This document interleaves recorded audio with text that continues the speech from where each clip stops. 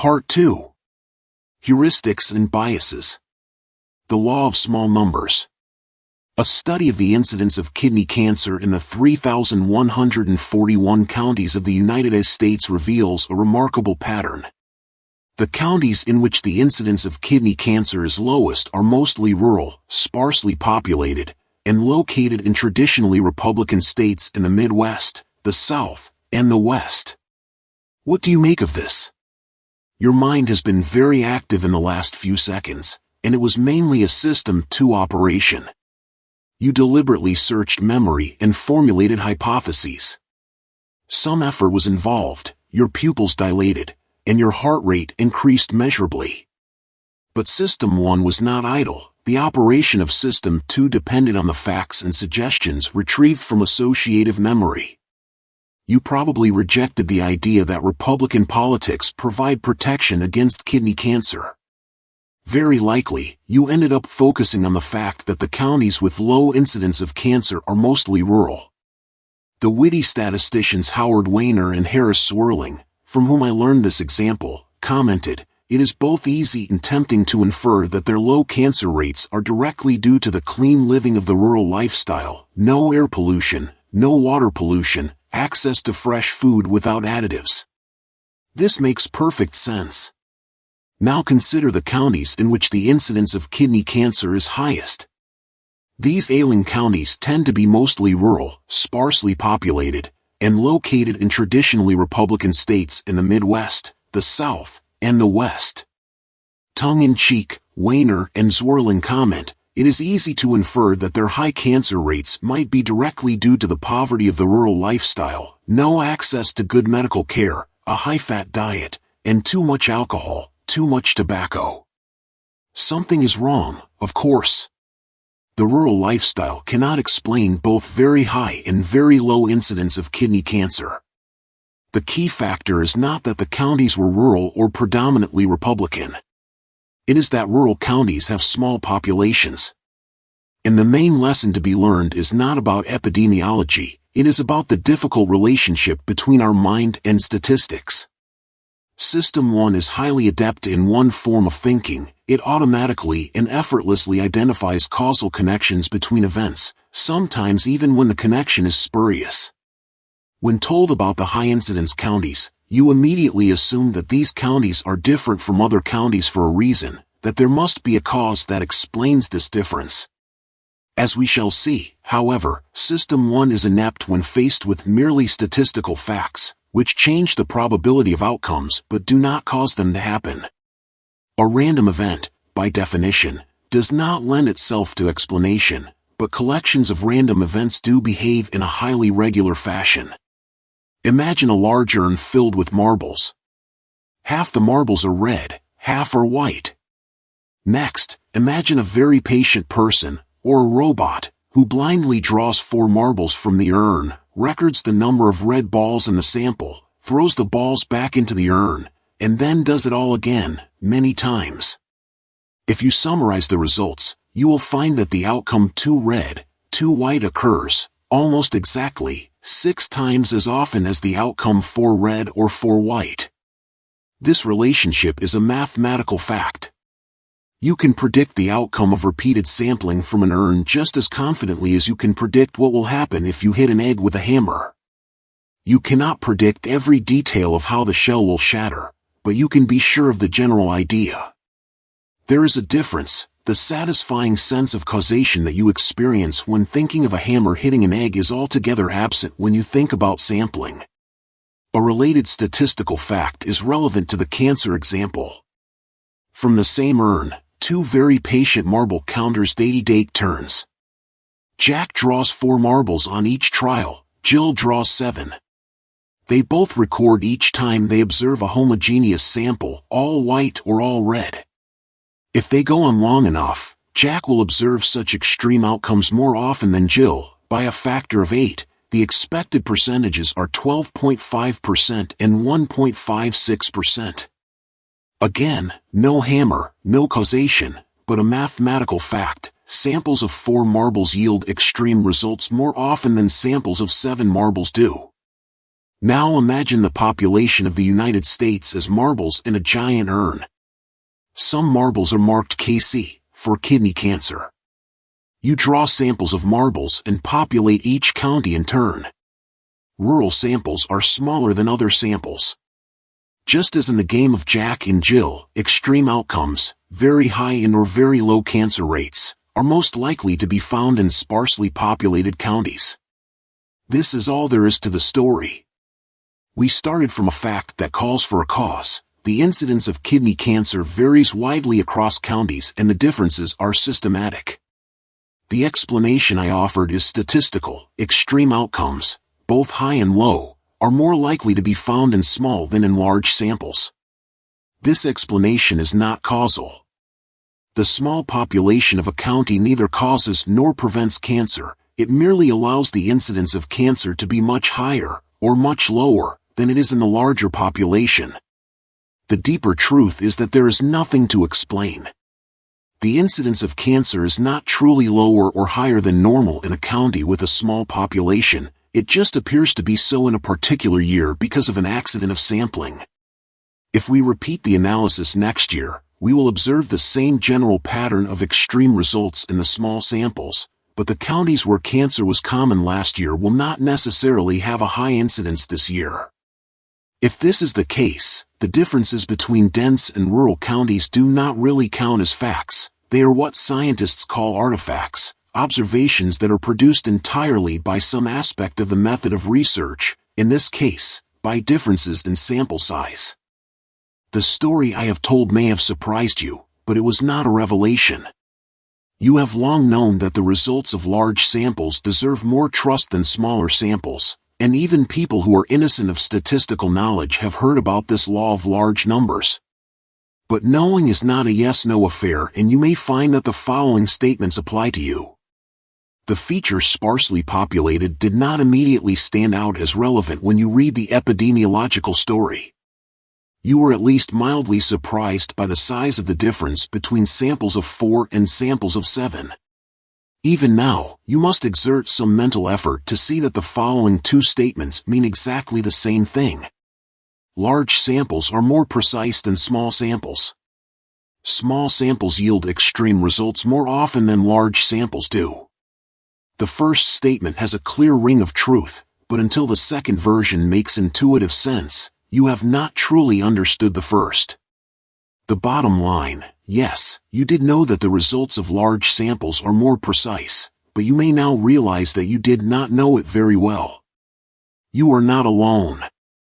The first study that Amos and I did together showed that even sophisticated researchers have poor intuitions and a wobbly understanding of sampling effects.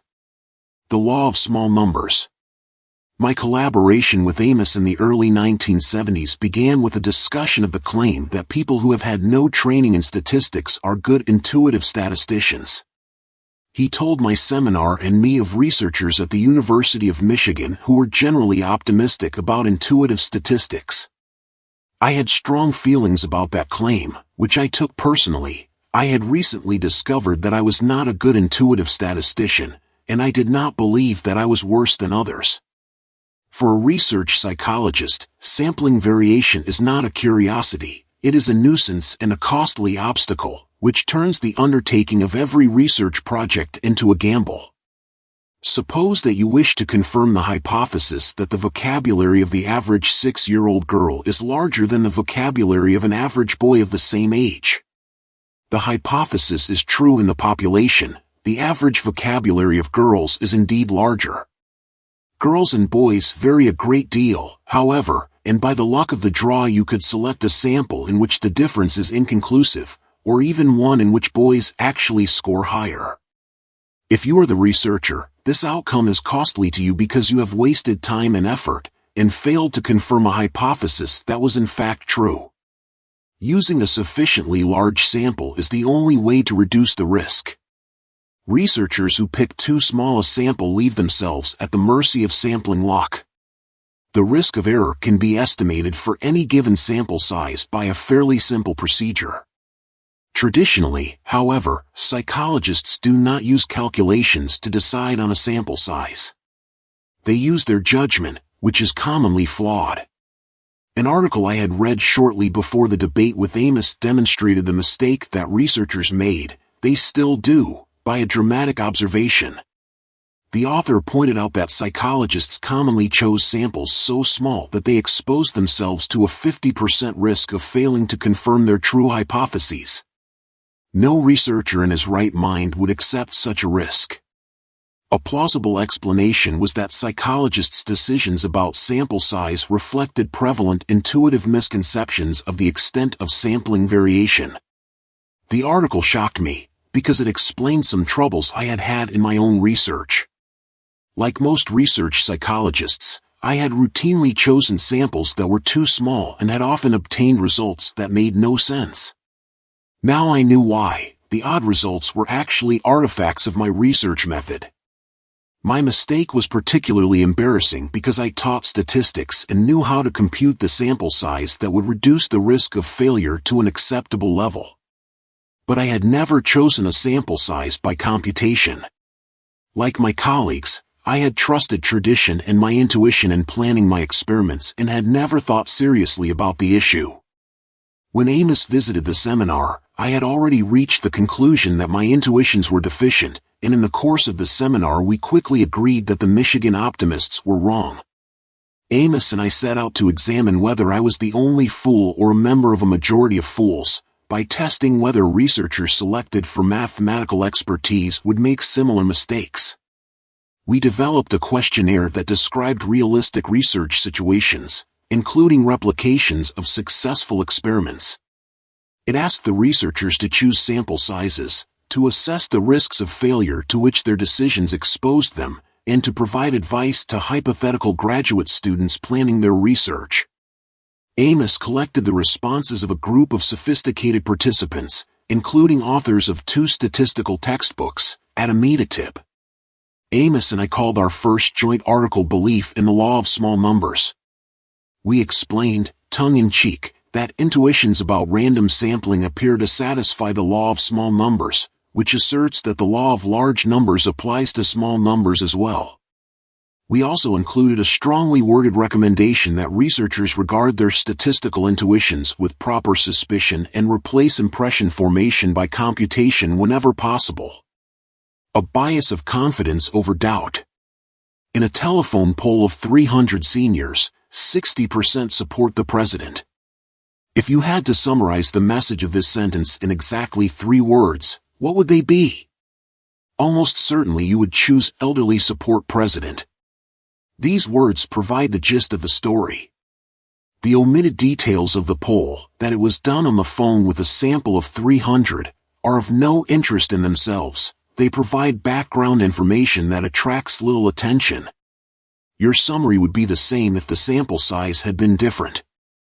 Of course, a completely absurd number would draw your attention, a telephone poll of 6 or 60 million elderly voters. Unless you are a professional, however, you may not react very differently to a sample of 150 and to a sample of 3,000.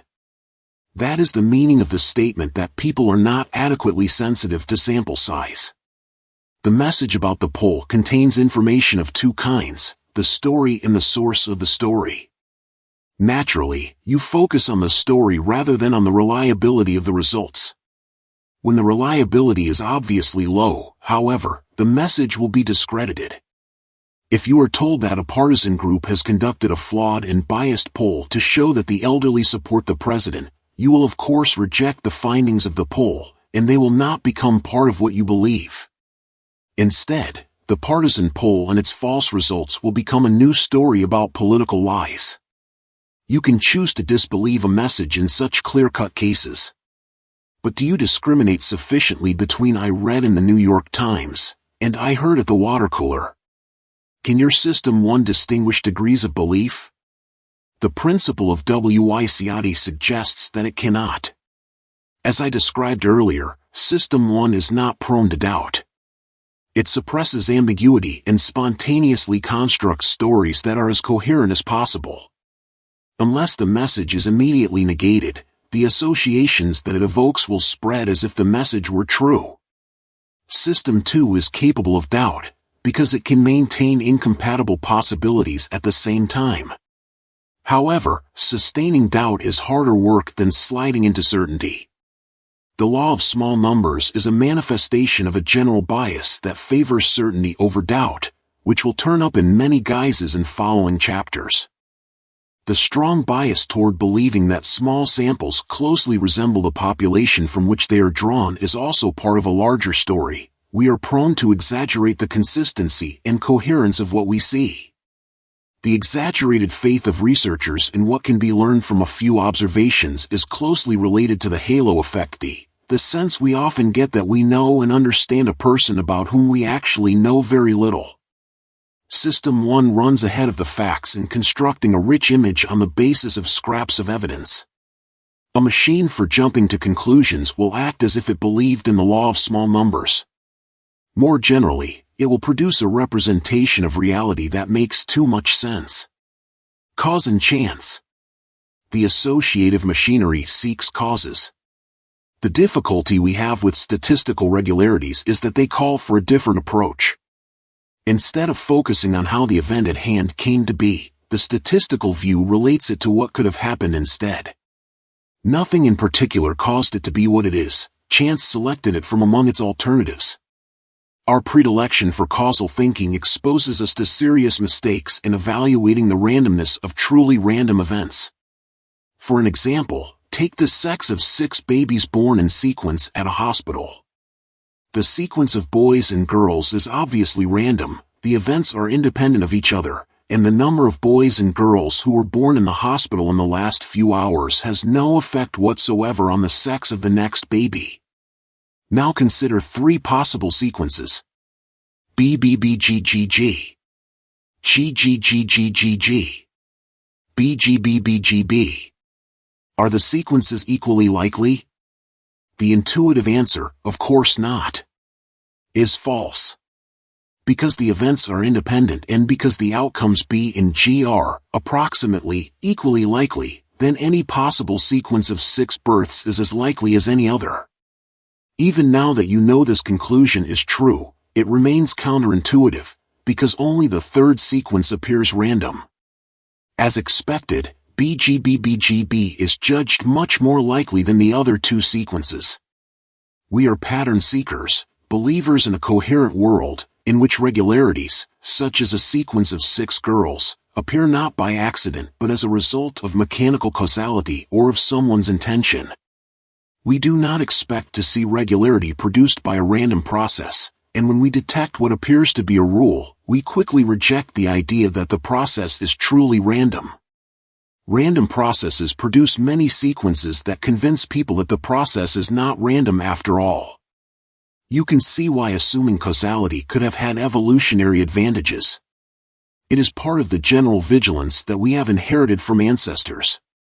We are automatically on the lookout for the possibility that the environment has changed.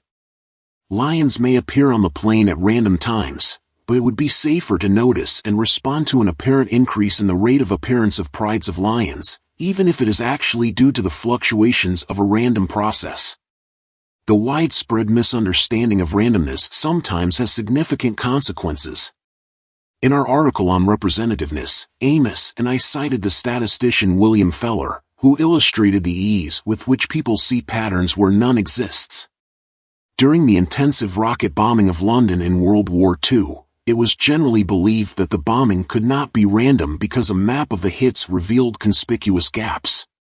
Some suspected that German spies were located in the unharmed areas.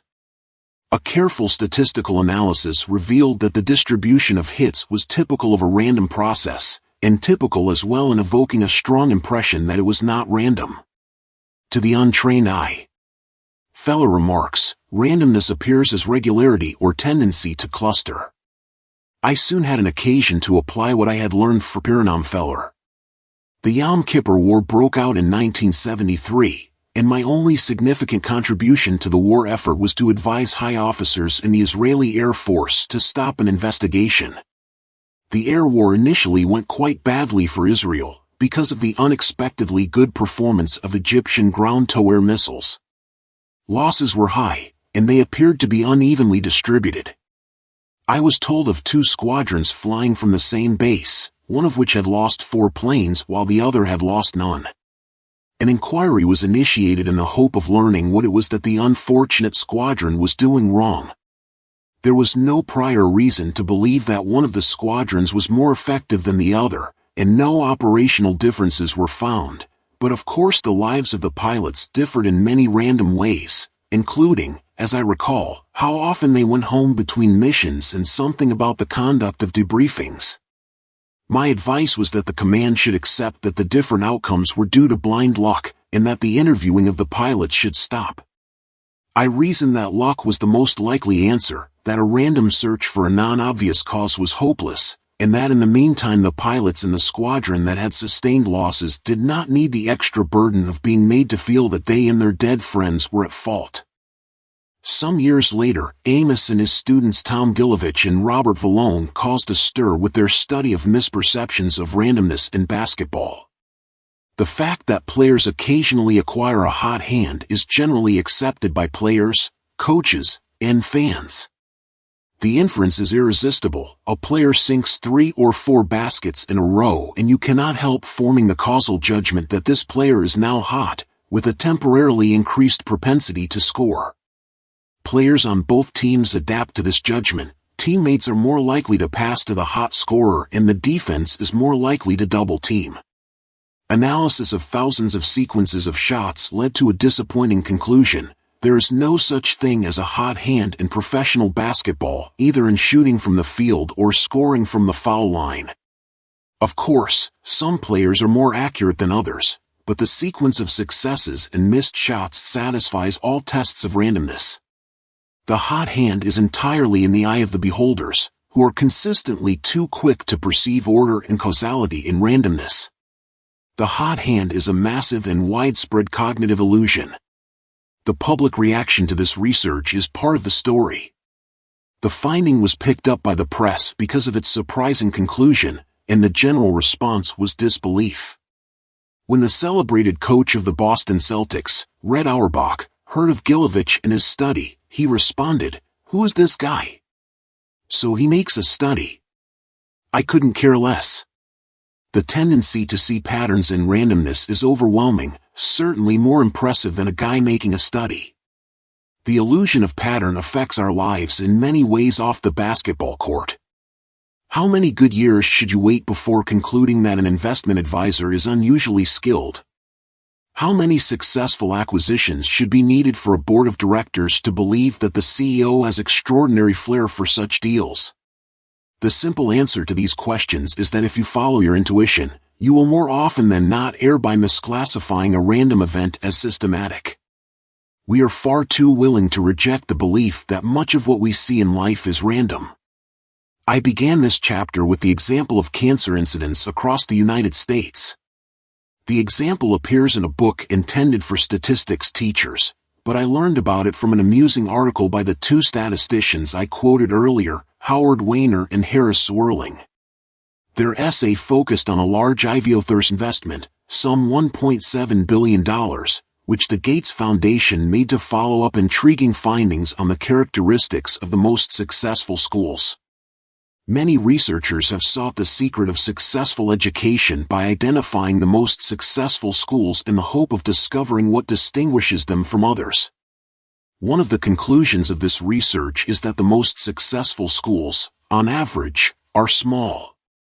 In a survey of 1,662 schools in Pennsylvania, for instance, 6 of the top 50 were small, which is an overrepresentation by a factor of 4. These data encouraged the Gates Foundation to make a substantial investment in the creation of small schools, sometimes by splitting large schools into smaller units. At least half a dozen other prominent institutions, such as the Annenberg Foundation and the Pew Charitable Trust, joined the effort, as did the U.S. Department of Education's Smaller Learning Communities program. This probably makes intuitive sense to you. It is easy to construct a causal story that explains how small schools are able to provide superior education and thus produce high-achieving scholars by giving them more personal attention and encouragement than they could get in larger schools. Unfortunately, the causal analysis is pointless because the facts are wrong. If the statisticians who reported to the Gates Foundation had asked about the characteristics of the worst schools, they would have found that bad schools also tend to be smaller than average. The truth is that small schools are not better on average, they are simply more variable.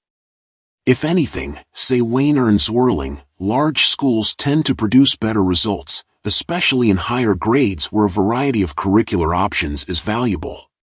Thanks to recent advances in cognitive psychology, we can now see clearly what Amos and I could only glimpse. The law of small numbers is part of two larger stories about the workings of the mind. The exaggerated faith in small samples is only one example of a more general illusion. We pay more attention to the content of messages than to information about their reliability, and as a result end up with a view of the world around us that is simpler and more coherent than the data justify. Jumping to conclusions is a safer sport in the world of our imagination than it is in reality. Statistics produce many observations that appear to beg for causal explanations but do not lend themselves to such explanations. Many facts of the world are due to chance, including accidents of sampling. Causal explanations of chance events are inevitably wrong. Speaking of the law of small numbers. Yes, the studio has had 3 successful films since the new CEO took over. But it is too early to declare he has a hot hand. I won't believe that the new trader is a genius before consulting a statistician who could estimate the likelihood of his streak being a chance event. The sample of observations is too small to make any inferences. Let's not follow the law of small numbers. I plan to keep the results of the experiment secret until we have a sufficiently large sample. Otherwise, we will face pressure to reach a conclusion prematurely. Anchors. Amos and I once rigged a wheel of fortune. It was marked from 0 to 100, but we had it built so that it would stop only at 10 or 65. We recruited students of the University of Oregon as participants in our experiment. One of us would stand in front of a small group, spin the wheel, and ask them to write down the number on which the wheel stopped, which of course was either 10 or 65. We then asked them 2 questions. Is the percentage of African nations among UN members larger or smaller than the number you just wrote? What is your best guess of the percentage of African nations in the UN? The spin of a wheel of fortune, even one that is not rigged, cannot possibly yield useful information about anything, and the participants in our experiment should simply have ignored it. But they did not ignore it. The average estimates of those who saw 10 and 65 were 25% and 45%, respectively. The phenomenon we were studying is so common and so important in the everyday world that you should know its name. It is an anchoring effect. It occurs when people consider a particular value for an unknown quantity before estimating that quantity. What happens is one of the most reliable and robust results of experimental psychology. The estimates stay close to the number that people considered, hence the image of an anchor. If you are asked whether Gandhi was more than 114 years old when he died, you will end up with a much higher estimate of his age at death than you would if the anchoring question referred to death at 35. If you consider how much you should pay for a house, you will be influenced by the asking price. The same house will appear more valuable if its listing price is high than if it is low, even if you are determined to resist the influence of this number, and so on. The list of anchoring effects is endless. Any number that you are asked to consider as a possible solution to an estimation problem will induce an anchoring effect. We were not the first to observe the effects of anchors, but our experiment was the first demonstration of its absurdity. People's judgments were influenced by an obviously uninformative number. There was no way to describe the anchoring effect of a wheel of fortune as reasonable. Amos and I published the experiment in our science paper, and it is one of the best known of the findings we reported there. There was only one trouble: Amos and I did not fully agree on the psychology of the anchoring effect. He supported one interpretation, I liked another, and we never found a way to settle the argument. The problem was finally solved decades later by the efforts of numerous investigators. It is now clear that Amos and I were both right. 2 different mechanisms produce anchoring effects, one for each system. There is a form of anchoring that occurs in a deliberate process of adjustment, an operation of System 2. And there is anchoring that occurs by a priming effect, an automatic manifestation of System 1. Anchoring is adjustment. Amos liked the idea of an adjust and anchor heuristic as a strategy for estimating uncertain quantities. Start from an anchoring number, assess whether it is too high or too low, and gradually adjust your estimate by mentally moving from the anchor. The adjustment typically ends prematurely, because people stop when they are no longer certain that they should move farther. Decades after our disagreement, and years after Amos's death, convincing evidence of such a process was offered independently by two psychologists who had worked closely with Amos early in their careers, Eldar Schaffer and Tom Gilovich, together with their own students, Amos's intellectual grandchildren. To get the idea, take a sheet of paper and draw a 2.5-inch line going up, starting at the bottom of the page, without a ruler.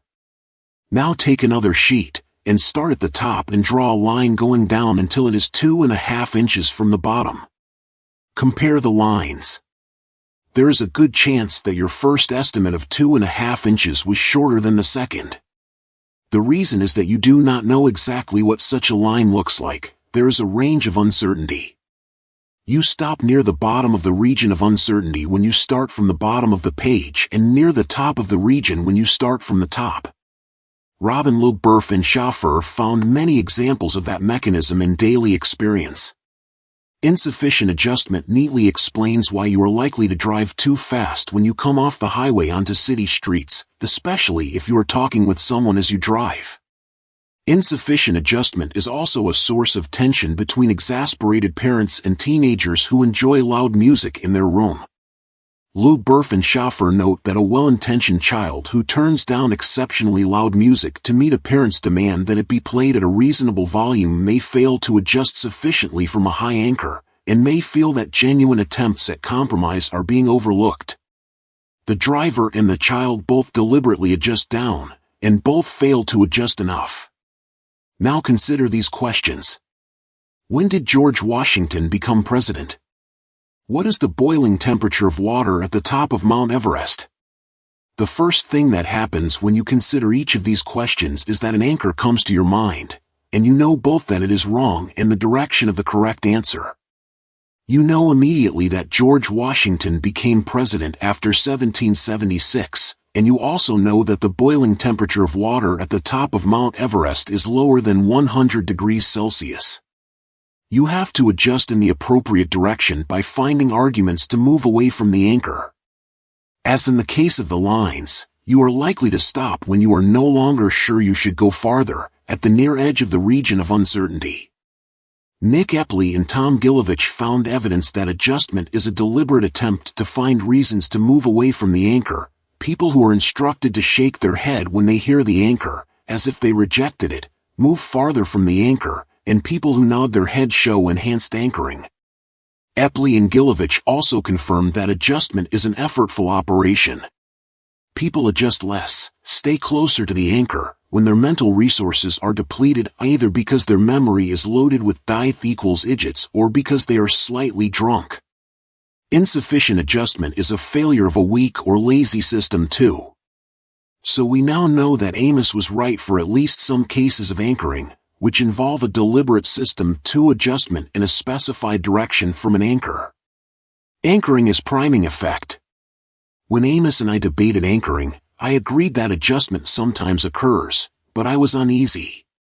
Adjustment is a deliberate and conscious activity, but in most cases of anchoring there is no corresponding subjective experience.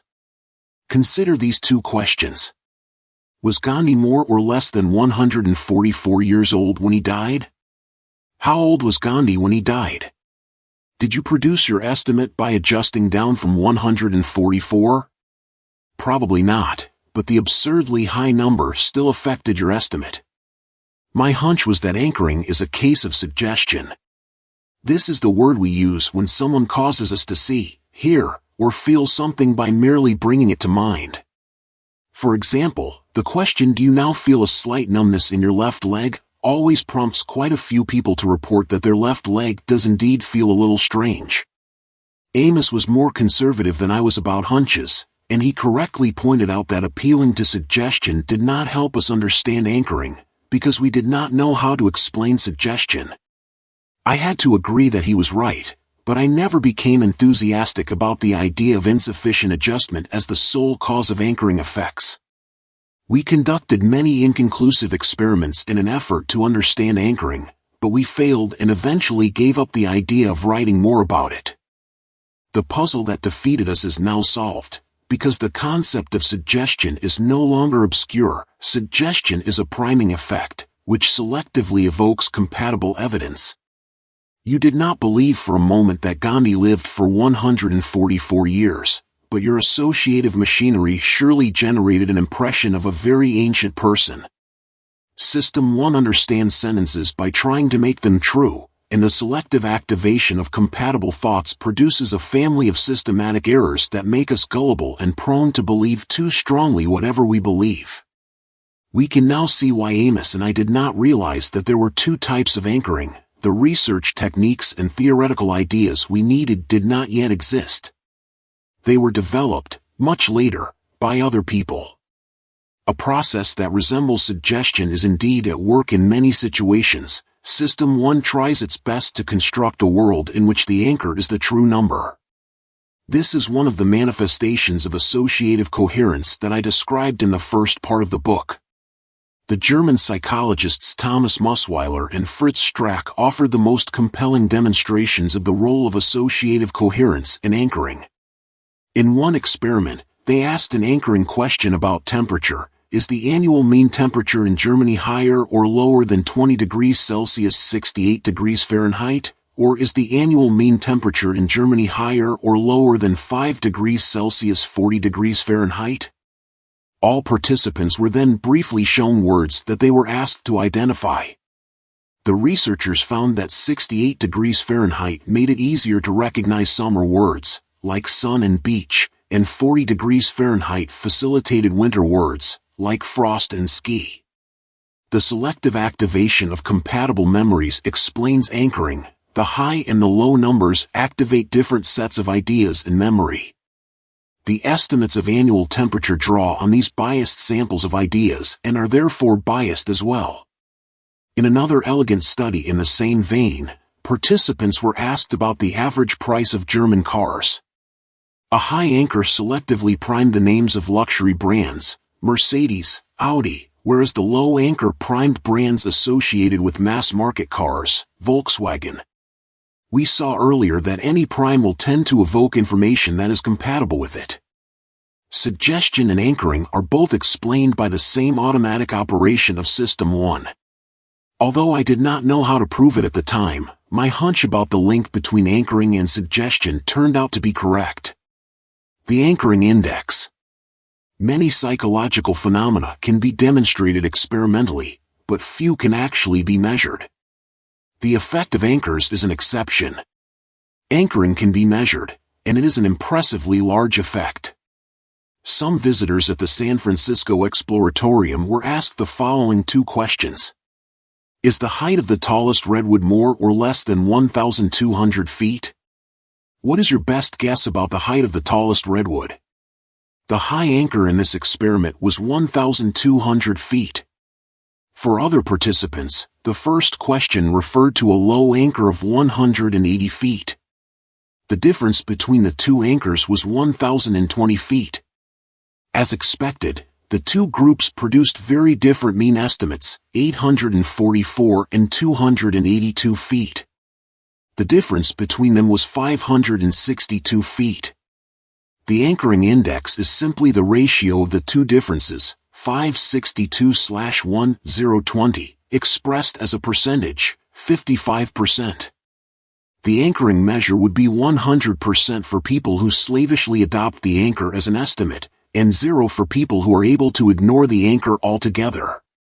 The value of 55% that was observed in this example is typical.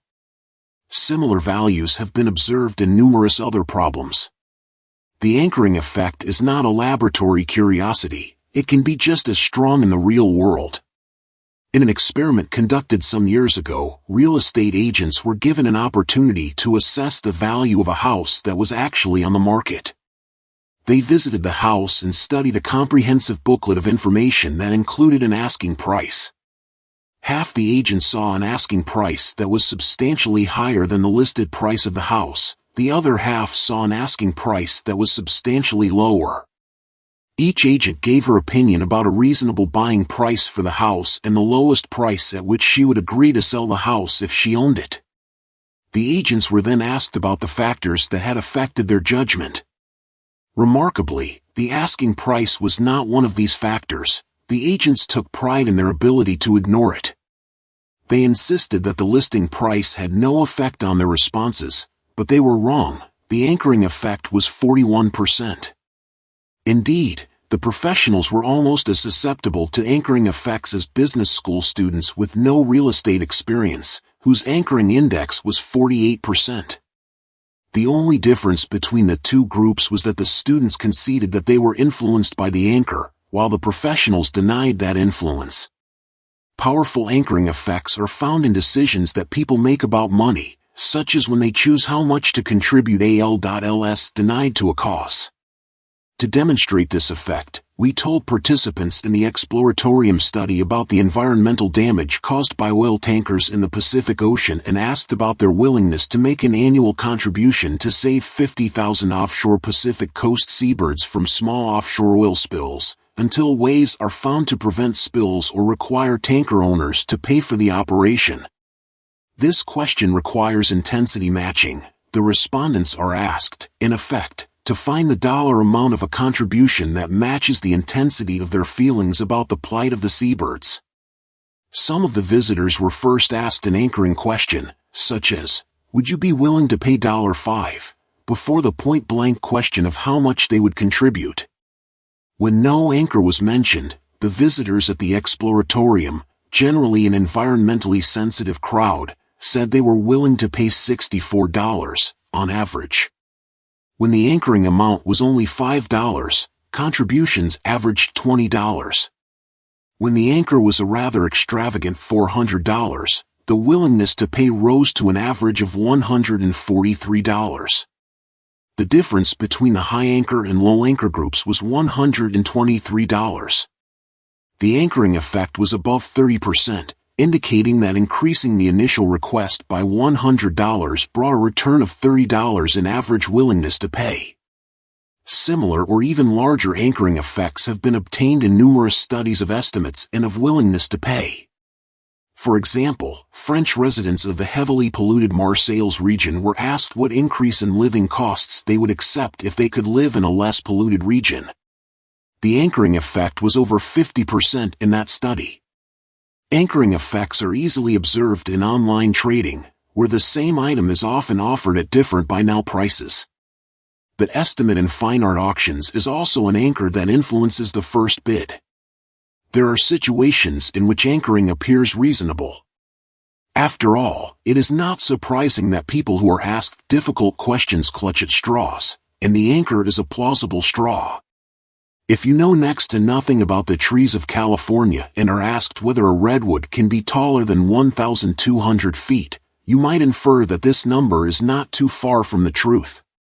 Somebody who knows the true height thought up that question, so the anchor may be a valuable hint. However, a key finding of anchoring research is that anchors that are obviously random can be just as effective as potentially informative anchors. When we used a wheel of fortune to anchor estimates of the proportion of African nations in the UN, the anchoring index was 44%, well within the range of effects observed with anchors that could plausibly be taken as hints. Anchoring effects of similar size have been observed in experiments in which the last few digits of the respondent's social security number was used as the anchor, example, for estimating the number of physicians in their city. The conclusion is clear: anchors do not have their effects because people believe they are informative. The power of random anchors has been demonstrated in some unsettling ways. German judges with an average of more than 15 years of experience on the bench first read a description of a woman who had been caught shoplifting, then rolled a pair of dice that were loaded so every roll resulted in either a 3 or a 9. As soon as the dice came to a stop, the judges were asked whether they would sentence the woman to a term in prison greater or lesser, in months, than the number showing on the dice. Finally, the judges were instructed to specify the exact prison sentence they would give to the shoplifter. On average, those who had rolled a 9 said they would sentence her to 8 months, those who rolled a 3 said if Africa they would sentence her to 5 months. The anchoring effect was 50%. Uses and abuses of anchors. By now you should be convinced that anchoring effects, sometimes due to priming, sometimes to insufficient adjustment, are everywhere. The psychological mechanisms that produce anchoring make us far more suggestible than most of us would want to be. And of course there are quite a few people who are willing and able to exploit our gullibility. Anchoring effects explain why, for example, arbitrary rationing is an effective marketing ploy. A few years ago, supermarket shoppers in Sioux City, Iowa, encountered a sales promotion for Campbell's soup at about 10% off the regular price. On some days, a sign on the shelf said limit of 12 per person. On other days, the sign said no limit per person. Shoppers purchased an average of 7 cans when the limit was in force, twice as many as they bought when the limit was removed. Anchoring is not the sole explanation. Rationing also implies that the goods are flying off the shelves, and shoppers should feel some urgency about stocking up. But we also know that the mention of 12 cans as a possible purchase would produce anchoring even if the number were produced by a roulette wheel. We see the same strategy at work in the negotiation over the price of a home, when the seller makes the first move by setting the list price. As in many other games, moving first is an advantage in single-issue negotiations, for example, when price is the only issue to be settled between a buyer and a seller. As you may have experienced when negotiating for the first time in a bazaar, the initial anchor has a powerful effect. My advice to students when I taught negotiations was that if you think the other side has made an outrageous proposal, you should not come back with an equally outrageous counteroffer, creating a gap that will be difficult to bridge in further negotiations. Instead, you should make a scene, storm out or threaten to do so, and make it clear, to yourself as well as to the other side, that you will not continue the negotiation with that number on the table. The psychologists Adam Galinsky and Thomas Musweiler proposed more subtle ways to resist the anchoring effect in negotiations. They instructed negotiators to focus their attention and search their memory for arguments against the anchor. The instruction to activate System 2 was successful. For example, the anchoring effect is reduced or eliminated when the second mover focuses his attention on the minimal offer that the opponent would accept, or on the costs to the opponent of failing to reach an agreement. In general, a strategy of deliberately thinking the opposite may be a good defense against anchoring effects, because it negates the biased recruitment of thoughts that produces these effects. Finally, try your hand at working out the effect of anchoring on a problem of public policy, the size of damages in personal injury cases. These awards are sometimes very large. Businesses that are frequent targets of such lawsuits, such as hospitals and chemical companies, have lobbied to set a cap on the awards. Before you read this chapter, you might have thought that capping awards is certainly good for potential defendants, but now you should not be so sure. Consider the effect of capping awards at $1 million. This rule would eliminate all larger awards, but the anchor would also pull up the size of many awards that would otherwise be much smaller. It would almost certainly benefit serious offenders and large firms much more than small ones. Anchoring in the two systems. The effects of random anchors have much to tell us about the relationship between System 1 and System 2. Anchoring effects have always been studied in tasks of judgment and choice that are ultimately completed by System 2. However, System 2 works on data that is retrieved from memory, in an automatic and involuntary operation of System 1. System 2 is therefore susceptible to the biasing influence of anchors that make some information easier to retrieve. Furthermore, System 2 has no control over the effect and no knowledge of it. The participants who have been exposed to random or absurd anchors, such as Gandhi's death at age 144, confidently deny that this obviously useless information could have influenced their estimate, and they are wrong. We saw in the discussion of the law of small numbers that a message, unless it is immediately rejected as a lie, will have the same effect on the associative system regardless of its reliability. The gist of the message is the story, which is based on whatever information is available, even if the quantity of the information is slight and its quality is poor. WISIATI. When you read a story about the heroic rescue of a wounded mountain climber, its effect on your associative memory is much the same if it is a news report or the synopsis of a film. Anchoring results from this associative activation. Whether the story is true or believable matters little, if at all. The powerful effect of random anchors is an extreme case of this phenomenon, because a random anchor obviously provides no information at all. Earlier I discussed the bewildering variety of priming effects, in which your thoughts and behavior may be influenced by stimuli to which you pay no attention at all, and even by stimuli of which you are completely unaware. The main moral of priming research is that our thoughts and our behavior are influenced, much more than we know or want, by the environment of the moment. Many people find the priming results unbelievable, because they do not correspond to subjective experience. Many others find the results upsetting, because they threaten the subjective sense of agency and autonomy. If the content of a screensaver on an irrelevant computer can affect your willingness to help strangers without your being aware of it, how free are you? Anchoring effects are threatening in a similar way. You are always aware of the anchor and even pay attention to it, but you do not know how it guides and constrains your thinking, because you cannot imagine how you would have thought if the anchor had been different, or absent. However, you should assume that any number that is on the table has had an anchoring effect on you, and if the stakes are high you should mobilize yourself, your system too, to combat the effect. Speaking of anchors, the firm we want to acquire sent us their business plan, with the revenue they expect. We shouldn't let that number influence our thinking. Set it aside. Plans are best-case scenarios. Let's avoid anchoring on plans when we forecast actual outcomes. Thinking about ways the plan could go wrong is one way to do it. Our aim in the negotiation is to get them anchored on this number. And St. The defendant's lawyers put in a frivolous reference in which they mentioned a ridiculously low amount of damages, and they got the judge anchored on it. The science of availability. Amos and I had our most productive year in 1971 to 72, which we spent in Eugene, Oregon. We were the guests of the Oregon Research Institute, which housed several future stars of all the fields in which we worked: judgment, decision-making, and intuitive prediction. Our main host was Paul Slovic, who had been Amos's classmate at Ann Arbor and remained a lifelong friend.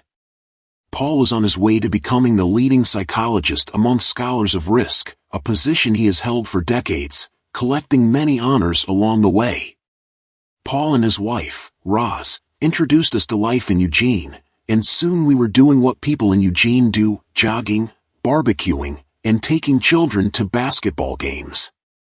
We also worked very hard, running dozens of experiments and writing our articles on judgment heuristics.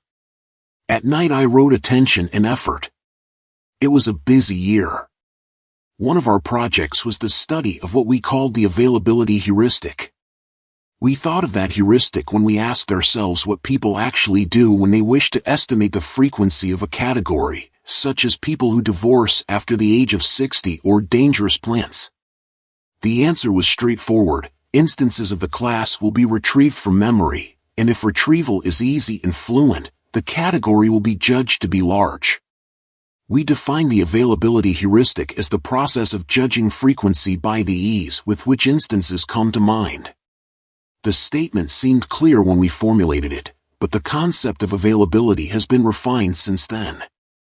The two-system approach had not yet been developed when we studied availability, and we did not attempt to determine whether this heuristic is a deliberate problem-solving strategy or an automatic operation. We now know that both systems are involved.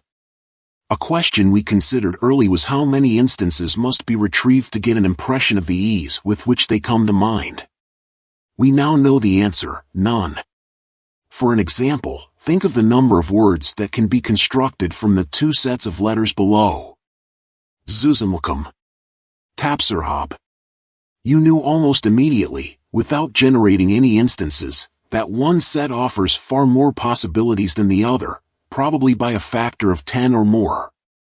Similarly, you do not need to retrieve specific news stories to have a good idea of the relative frequency with which different countries have appeared in the news during the past year: Belgium, China, France, Congo, Nicaragua, Romania. The availability heuristic, like other heuristics of judgment, substitutes one question for another. You wish to estimate the size SEO/CD of a category or the frequency of an event, but you report an impression of the ease with which instances come to mind. Substitution of questions inevitably produces systematic errors. You can discover how the heuristic leads to biases by following a simple procedure. List factors other than frequency that make it easy to come up with instances. Each factor in your list will be a potential source of bias. Here are some examples. A salient event that attracts your attention will be easily retrieved from memory. Divorces among Hollywood celebrities and sex scandals among politicians attract much attention, and instances will come easily to mind. You are therefore likely to exaggerate the frequency of both Hollywood divorces and political sex scandals. A dramatic event temporarily increases the availability of its category. A plane crash that attracts media coverage will temporarily alter your feelings about the safety of flying. Accidents are on your mind, for a while, after you see a car burning at the side of the road, and the world is for a while a more dangerous place. Personal experiences, pictures, and vivid examples are more available than incidents that happen to others, or mere words, or statistics. A judicial error that affects you will undermine your faith in the justice system more than a similar incident you read about in a newspaper. Resisting this large collection of potential availability biases is possible, but tiresome. You must make the effort to reconsider your impressions and intuitions by asking such questions as, is our belief that thefts by teenagers are a major problem due to a few recent instances in our neighborhood? Or could it be that I feel no need to get a flu shot because none of my acquaintances got the flu last year? Maintaining one's vigilance against biases is a chore, but the chance to avoid a costly mistake is sometimes worth the effort. One of the best-known studies of availability suggests that awareness of your own biases can contribute to peace in marriages, and probably in other joint projects. In a famous study, spouses were asked, how large was your personal contribution to keeping the place tidy, in percentages?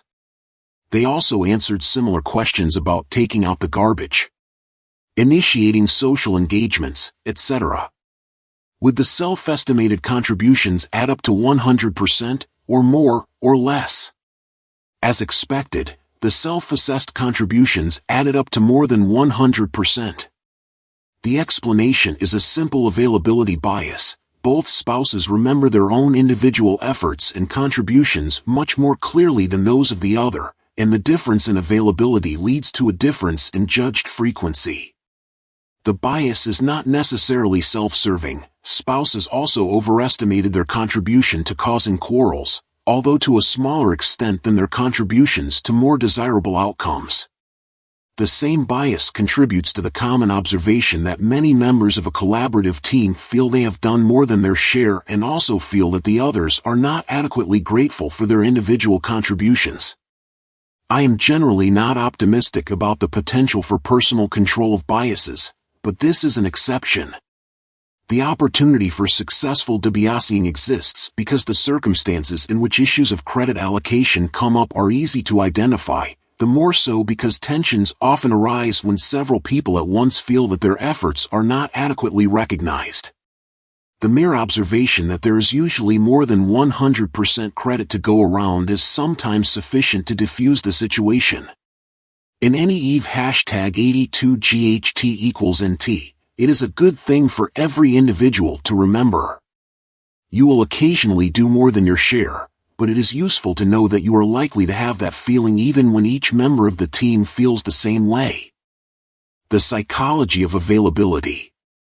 A major advance in the understanding of the availability heuristic occurred in the early 1990s, when a group of German psychologists led by Norbert Schwarz raised an intriguing question: how will people's impressions of the frequency of a category be affected by a requirement to list a specified number of instances?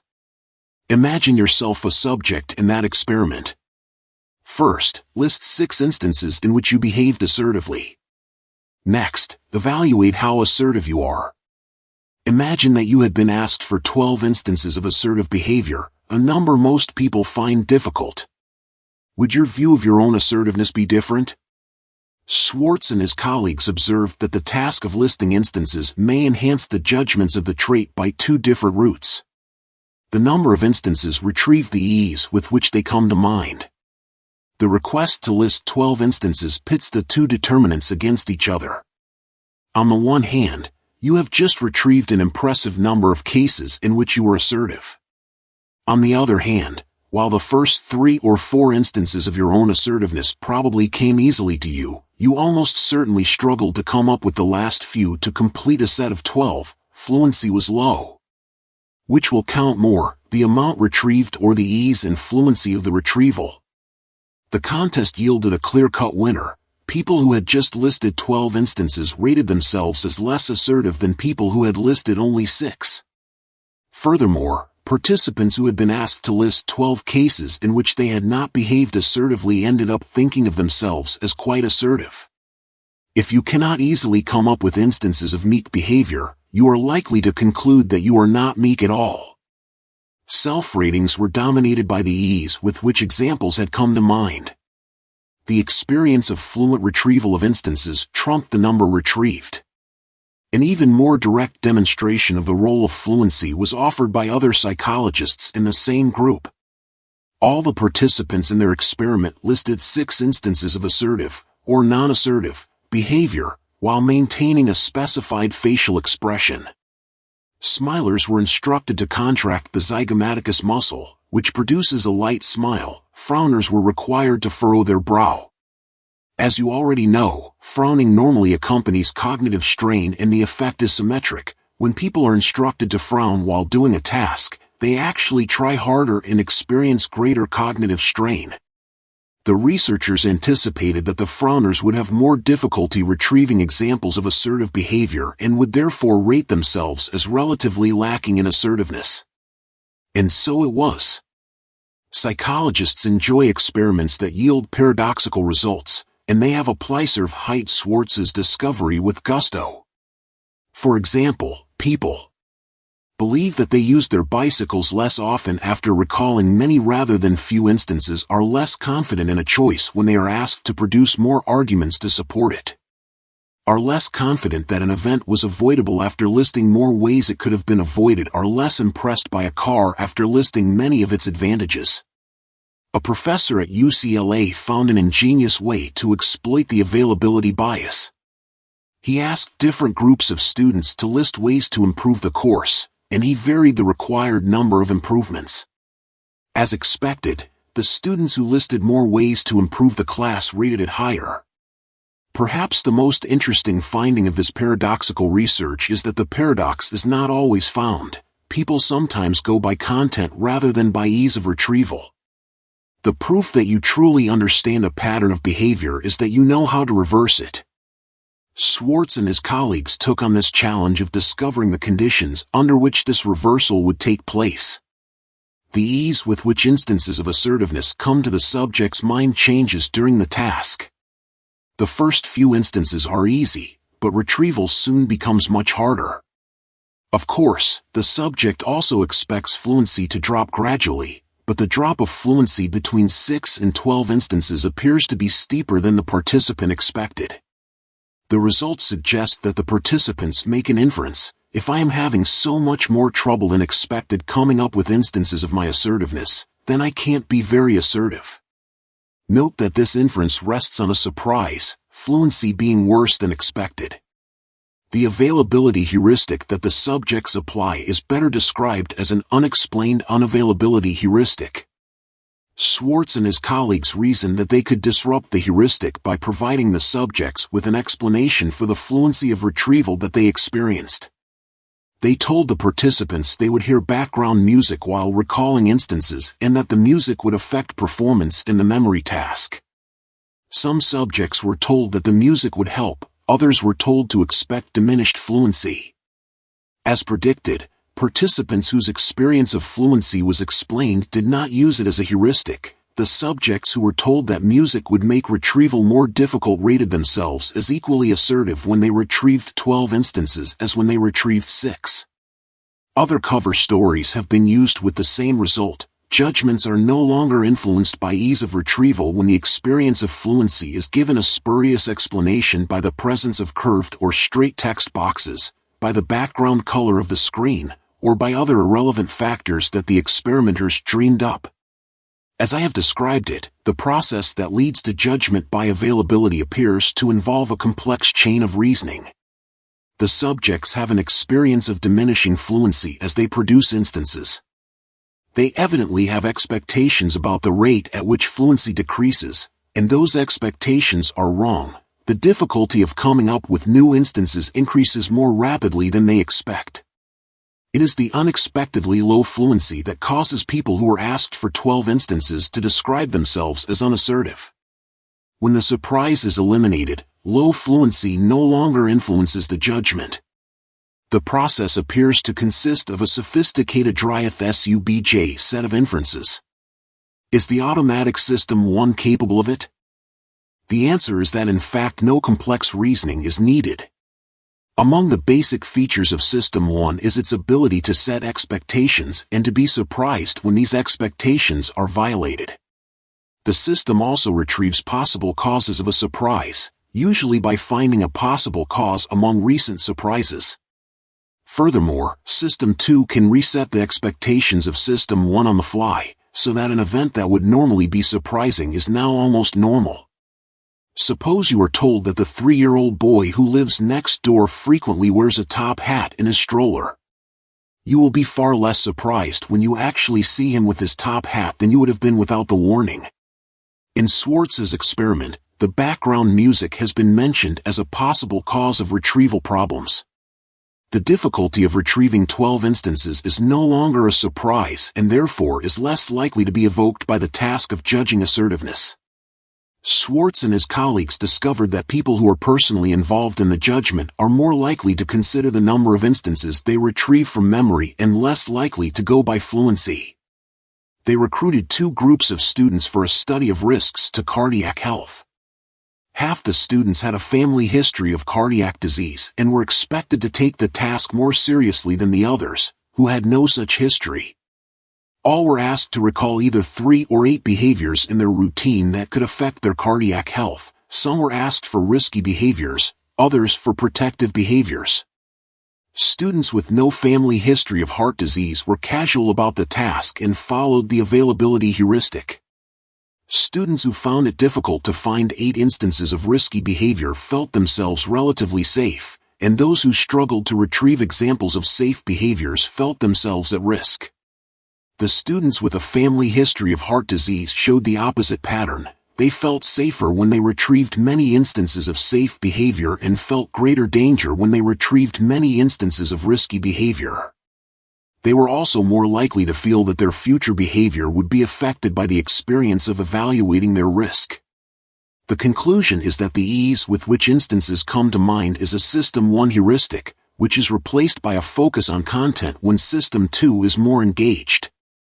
Multiple lines of evidence converge on the conclusion that people who let themselves be guided by System 1 are more strongly susceptible to availability biases than others who are in a state of higher vigilance. The following are some conditions in which people go with the flow and are affected more strongly by ease of retrieval than by the content they retrieved. When they are engaged in another effortful task at the same time when they are in a good mood because they just thought of a happy episode in their life. If they score low on a depression scale. If they are knowledgeable novices on the topic of the task, in contrast to true experts. When they score high on a scale of faith and intuition if they are, or are made to feel, powerful. I find the last finding particularly intriguing. The authors introduced their article with a famous quote, "I don't spend a lot of time taking polls around the world to tell me what I think is the right way to act. I've just got to know how I feel. George E. the W. Bush, November 2002. They go on to show that reliance on intuition is only in part a personality trait. Merely reminding people of a time when they had power increases their apparent trust in their own intuition. Speaking of availability. Because of the coincidence of two planes crashing last month, she now prefers to take the train. That's silly. The risk hasn't really changed, it is an availability bias. He underestimates the risks of indoor pollution because there are few media stories on them. That's an availability effect. He should look at the statistics. She has been watching too many spy movies recently, so she's seeing conspiracies everywhere. The CEO has had several successes in a row, so failure doesn't come easily to her mind. The availability bias is making her overconfident. Availability, emotion, and risk. Students of risk were quick to see that the idea of availability was relevant to their concerns. Even before our work was published, the economist Howard Kunruther, who was then in the early stages of a career that he has devoted to the study of risk and insurance, noticed that availability effects help explain the pattern of insurance purchase and protective action after disasters. Victims and near victims are very concerned after a disaster. After each significant earthquake, Californians are for a while diligent in purchasing insurance and adopting measures of protection and mitigation. They tie down their boiler to reduce quake damage, seal their basement doors against floods, and maintain emergency supplies in good order. However, the memories of the disaster dim over time, and so do worry and diligence. The dynamics of memory help explain the recurrent cycles of disaster, concern, and growing complacency that are familiar to students of large-scale emergencies. Kunruther also observed that protective actions, whether by individuals or governments, are usually designed to be adequate to the worst disaster actually experienced. As long ago as Pharaonic Egypt, societies have tracked the high water mark of rivers that periodically flood, and have always prepared accordingly, apparently assuming that floods will not rise higher than the existing high water mark. Images of a worse disaster do not come easily to mind. Availability and effect. The most influential studies of availability biases were carried out by our friends in Eugene, where Paul Slavic and his longtime collaborator Sarah Lichtenstein were joined by our former student Baruch Fischhoff. They carried out groundbreaking research on public perceptions of risks, including a survey that has become the standard example of an availability bias. They asked participants in their survey to #THT consider pairs of causes of death, diabetes and asthma, or stroke and accidents. For each pair, the subjects indicated the more frequent cause and estimated the ratio of the two frequencies. The judgments were compared to health statistics of the time. Here's a sample of their findings. Strokes cause almost twice as many deaths as all accidents combined, but 80% of respondents judged accidental death to be more likely. Tornadoes were seen as more frequent killers than asthma, although the latter caused 20 times more deaths. Death by lightning was judged less likely than death from botulism, even though it is 52 times more frequent. Death by disease is 18 times as likely as accidental death, but the two were judged about equally likely. Death by accidents was judged to be more than 300 times more likely than death by diabetes, but the true ratio is 1 to 4. The lesson is clear: estimates of causes of death are warped by media coverage. The coverage is itself biased toward novelty and poignancy. The media do not just shape what the public is interested in, but also are shaped by it. Editors cannot ignore the public's demands that certain topics and viewpoints receive extensive coverage. Unusual events, such as botulism, attract disproportionate attention and are consequently perceived as less unusual than they really are. The world in our heads is not a precise replica of reality. Our expectations about the frequency of events are distorted by the prevalence and emotional intensity of the messages to which we are exposed. The estimates of causes of death are an almost direct representation of the activation of ideas in associative memory, and are a good example of substitution. But Slavic and his colleagues were led to a deeper insight. They saw that the ease with which ideas of various risks come to mind and the emotional reactions to these risks are inextricably linked. Frightening thoughts and images occur to us with particular ease, and thoughts of danger that are fluent and vivid exacerbate fear. As mentioned earlier, Slavic eventually developed the notion of an affect heuristic, in which people make judgments and decisions by consulting their emotions. Do I like it? Do I hate it? How strongly do I feel about it? In many domains of life, Slavic said, people form opinions and make choices that directly express their feelings and their basic tendency to approach or avoid, often without knowing that they are doing so. The affect heuristic is an instance of substitution, in which the answer to an easy question, how do I feel about it, serves as an answer to a much harder question, what do I think about it?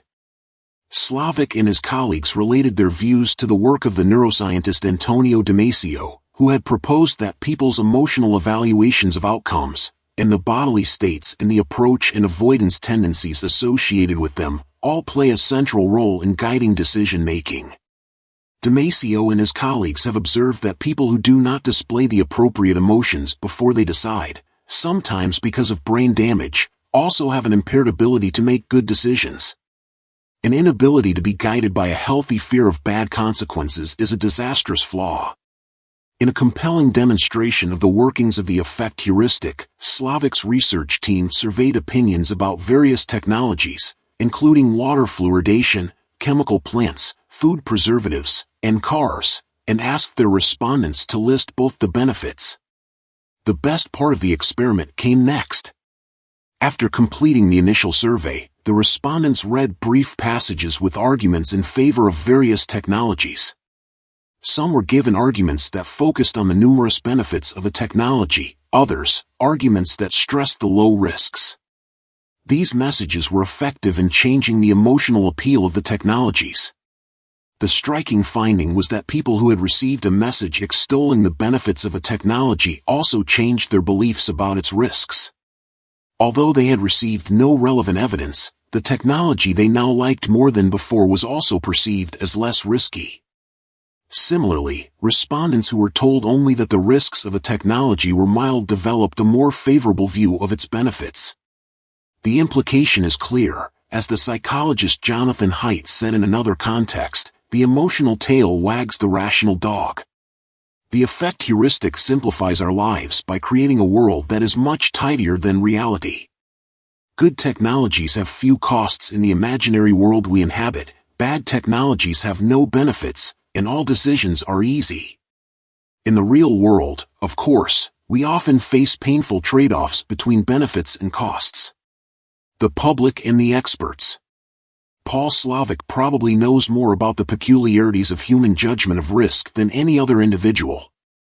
His work offers a picture of Mr. and Ms. Citizen that is far from flattering, guided by emotion rather than by reason, easily swayed by trivial details, and inadequately sensitive to differences between low and negligibly low probabilities.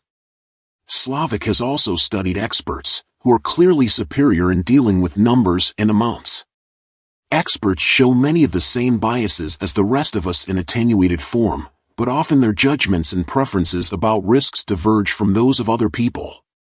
Differences between experts and the public are explained in part by biases in lay judgments, but Slavic draws attention to situations in which the differences reflect a genuine conflict of values.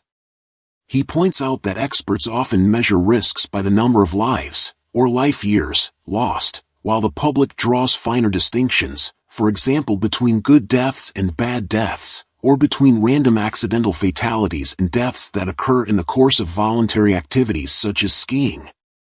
These legitimate distinctions are often ignored in statistics that merely count cases. Slavic argues from such observations that the public has a richer conception of risks than the experts do. Consequently, he strongly resists the view that the experts should rule and that their opinions should be accepted without question when they conflict with the opinions and wishes of other citizens. When experts and the public disagree on their priorities, he says, each side must respect the insights and intelligence of the other. In his desire to wrest sole control of risk policy from experts, Slavic has challenged the foundation of their expertise, the idea that risk is objective. Risk does not exist out there, independent of our minds and culture, waiting to be measured. Human beings have invented the concept of risk to help them understand and cope with the dangers and uncertainties of life. Although these dangers are real, there is no such thing as real risk or objective risk. To illustrate his claim, Slavic lists 9 ways of defining the mortality risk associated with the release of a toxic material into the air, ranging from death per million people to death per $1 million of product produced. His point is that the evaluation of the risk depends on the choice of a measure, with the obvious possibility that the choice may have been guided by a preference for one outcome or another. He goes on to conclude that defining risk is thus an exercise in power. You might not have guessed that one can get to such thorny policy issues from experimental studies of the psychology of judgment.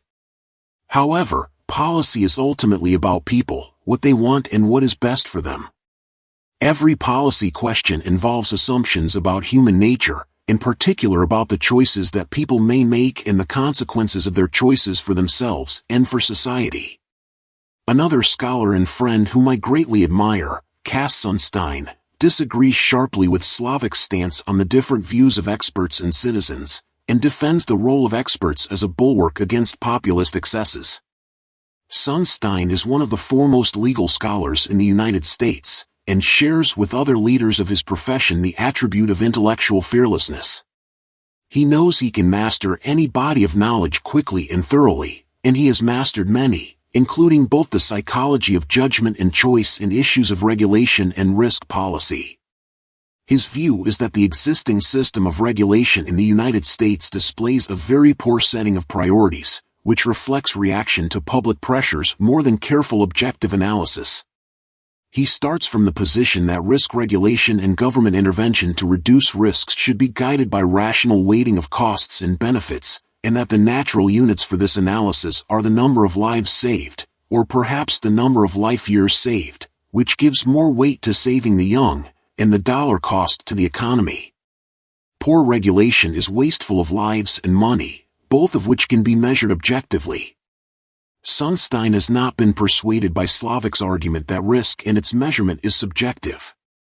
Many aspects of risk assessment are debatable, but he has faith in the objectivity that may be achieved by science, expertise, and careful deliberation. Sunstein came to believe that biased reactions to risks are an important source of erratic and misplaced priorities in public policy. Lawmakers and regulators may be overly responsive to the irrational concerns of citizens, both because of political sensitivity and because they are prone to the same cognitive biases as other citizens.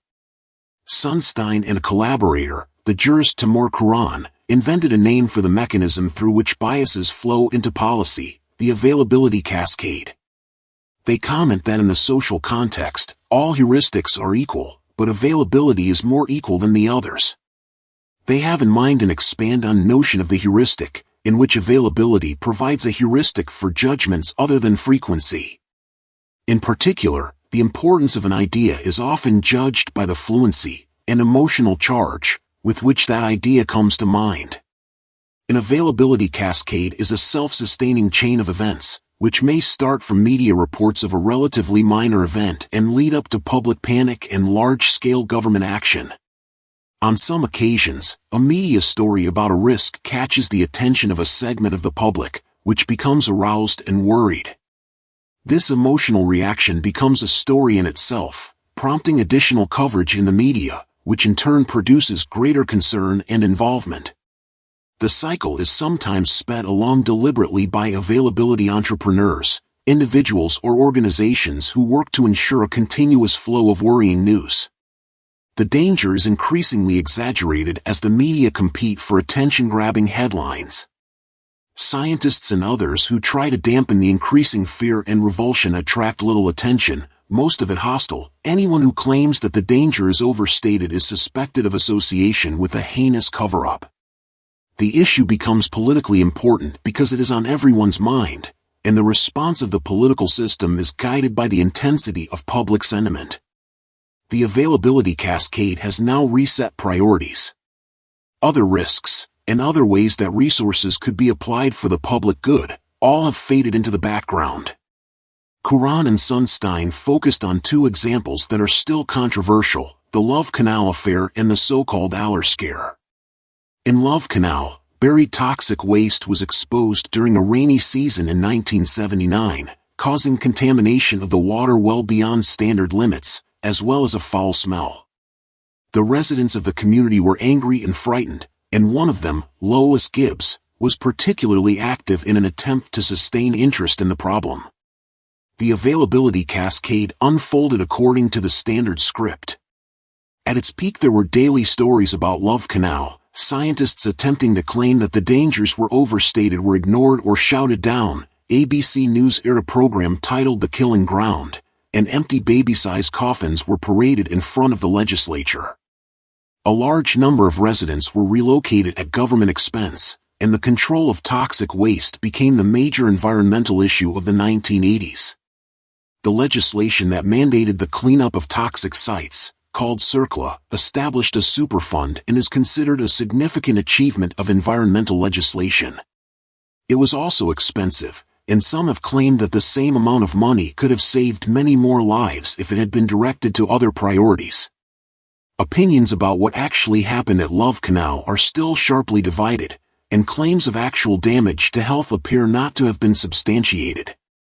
Curran and Sunstein wrote up the Love Canal story almost as a pseudo-event, while on the other side of the debate, environmentalists still speak of the Love Canal disaster. Opinions are also divided on the second example Curran and Sunstein used to illustrate their concept of an availability cascade, the Aller incident, known to detractors of environmental concerns as the Aller scare of 1989.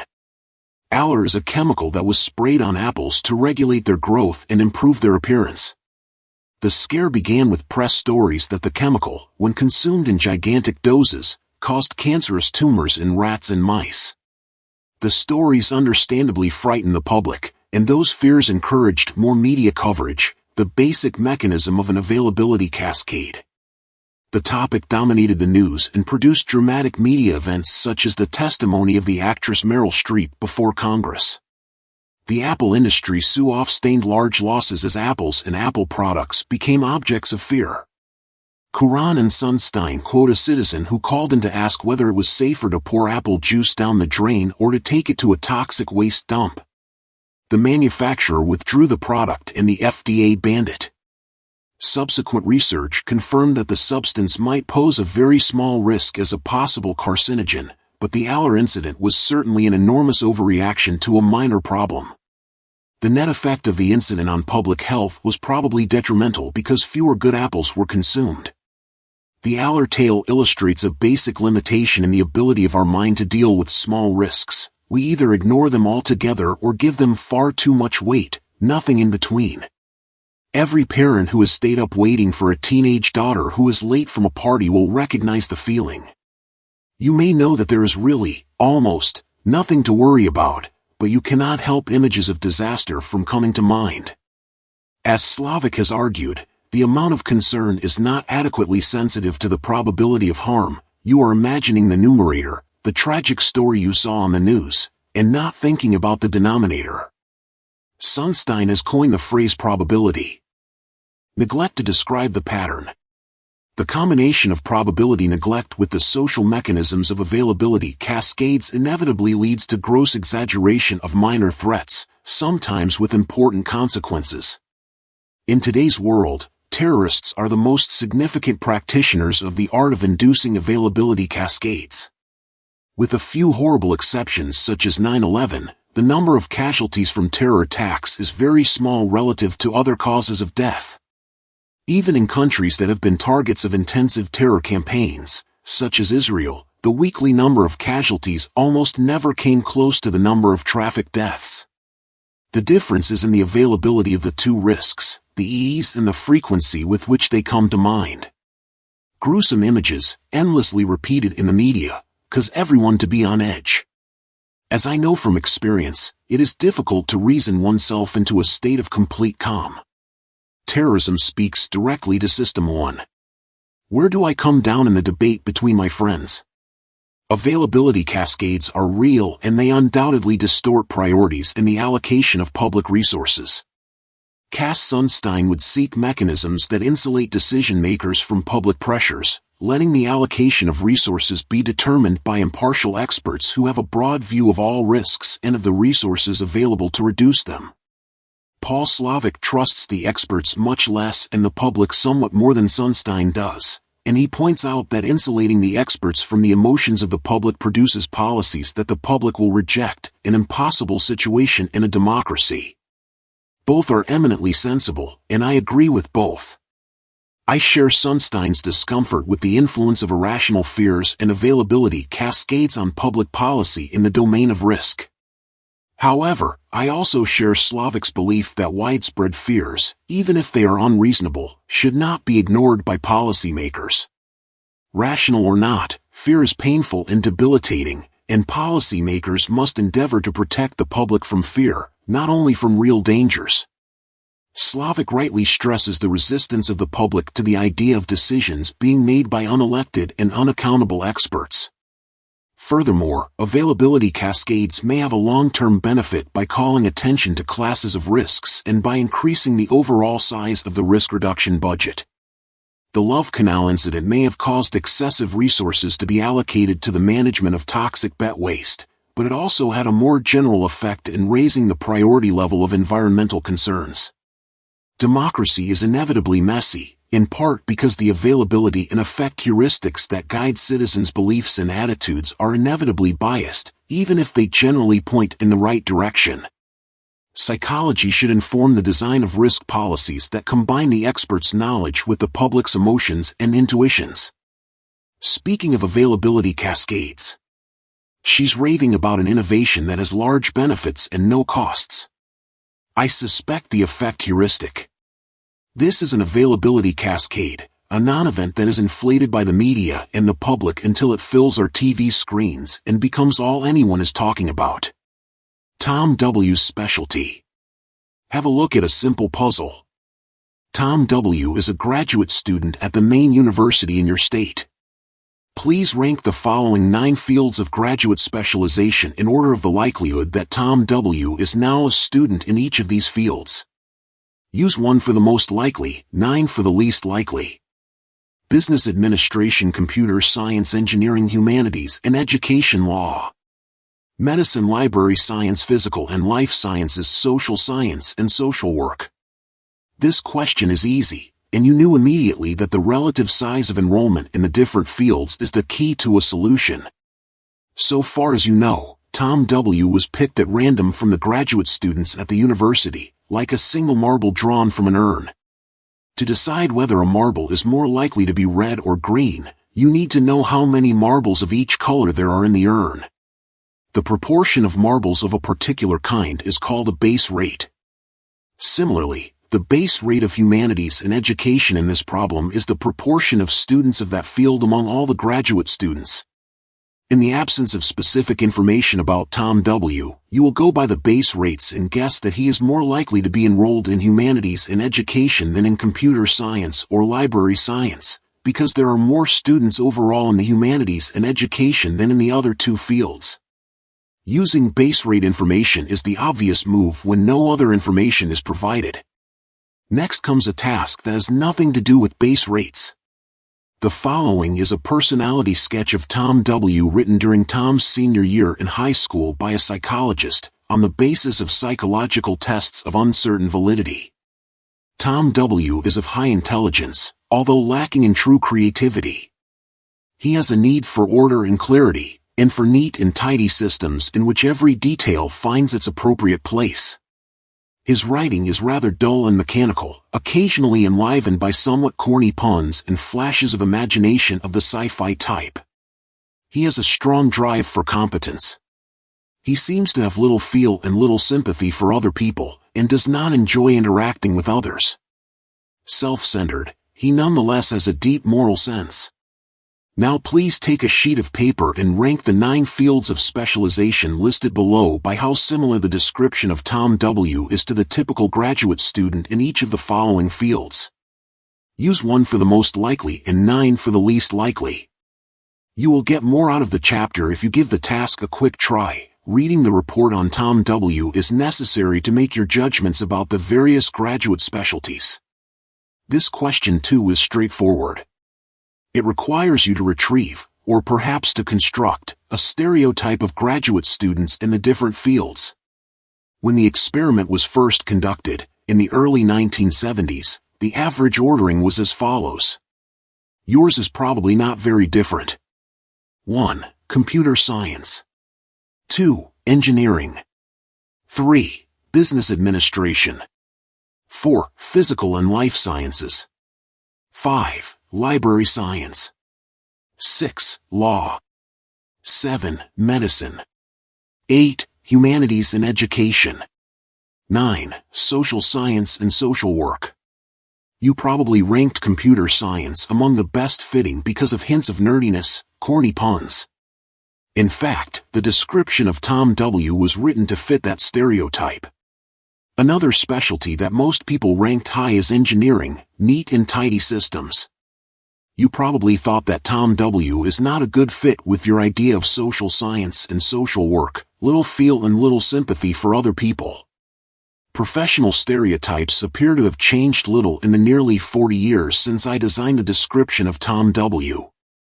The task of ranking the 9 careers is complex and certainly requires the discipline and sequential organization of which only System 2 is capable.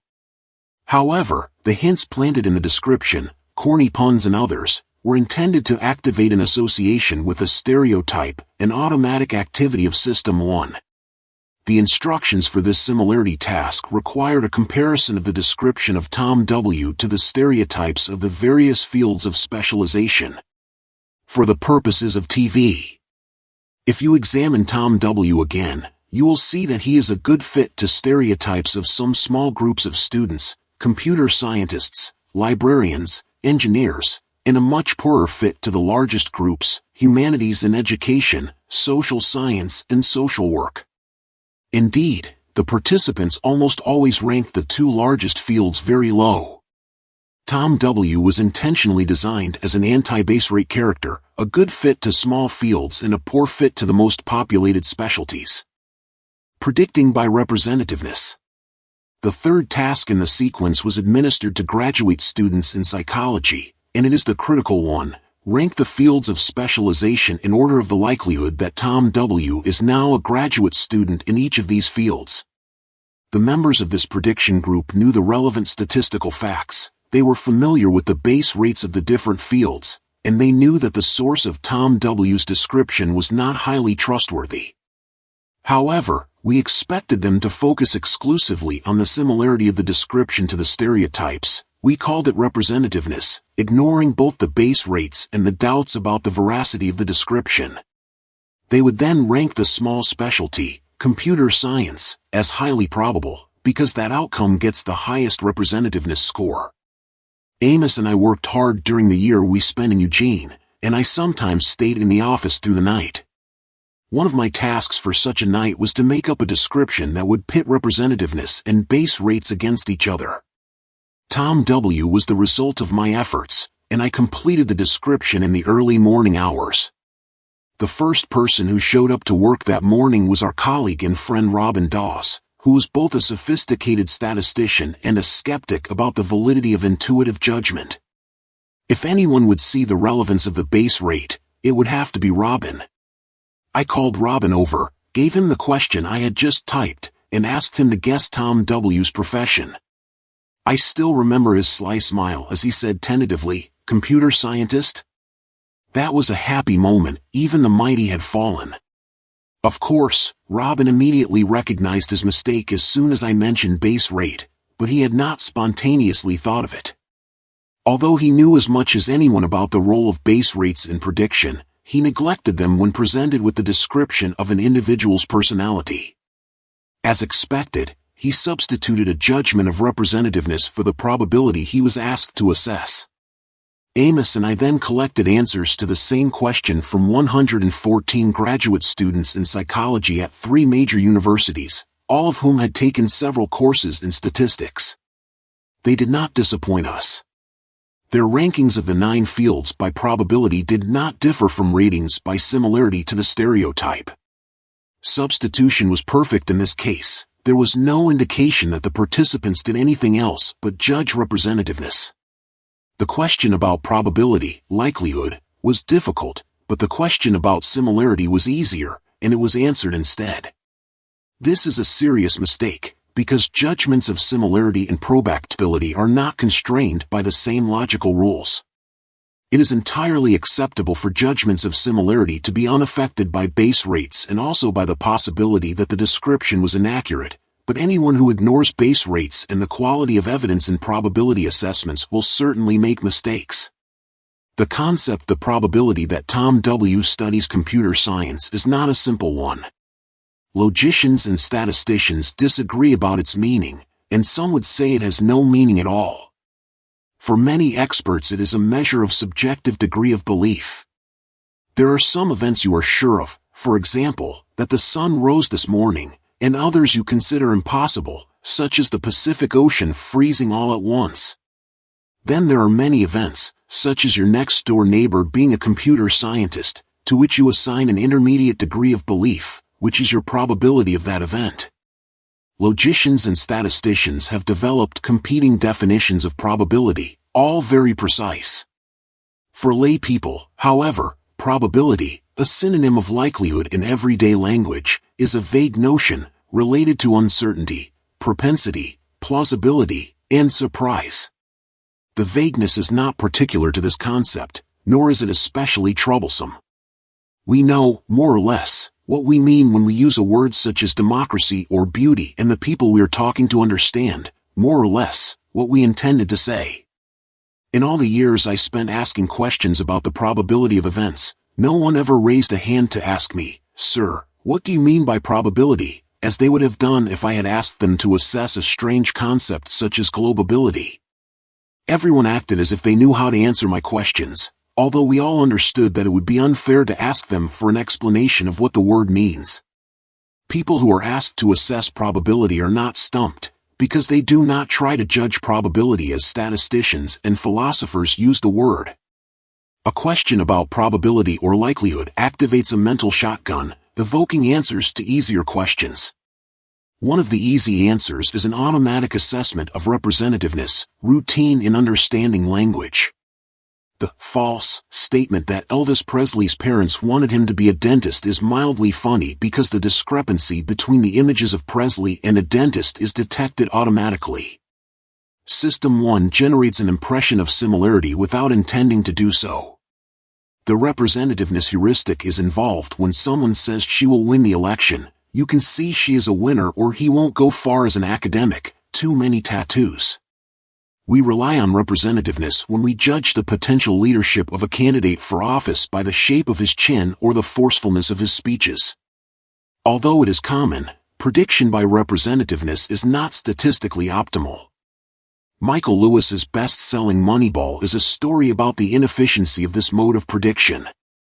Professional baseball scouts traditionally forecast the success of possible players in part by their build and look. The hero of Lewis's book is Billy Beane, the manager of the Oakland A's, who made the unpopular decision to overrule his scouts and to select players by the statistics of past performance. The players the A's picked were inexpensive, because other teams had rejected them for not looking the part.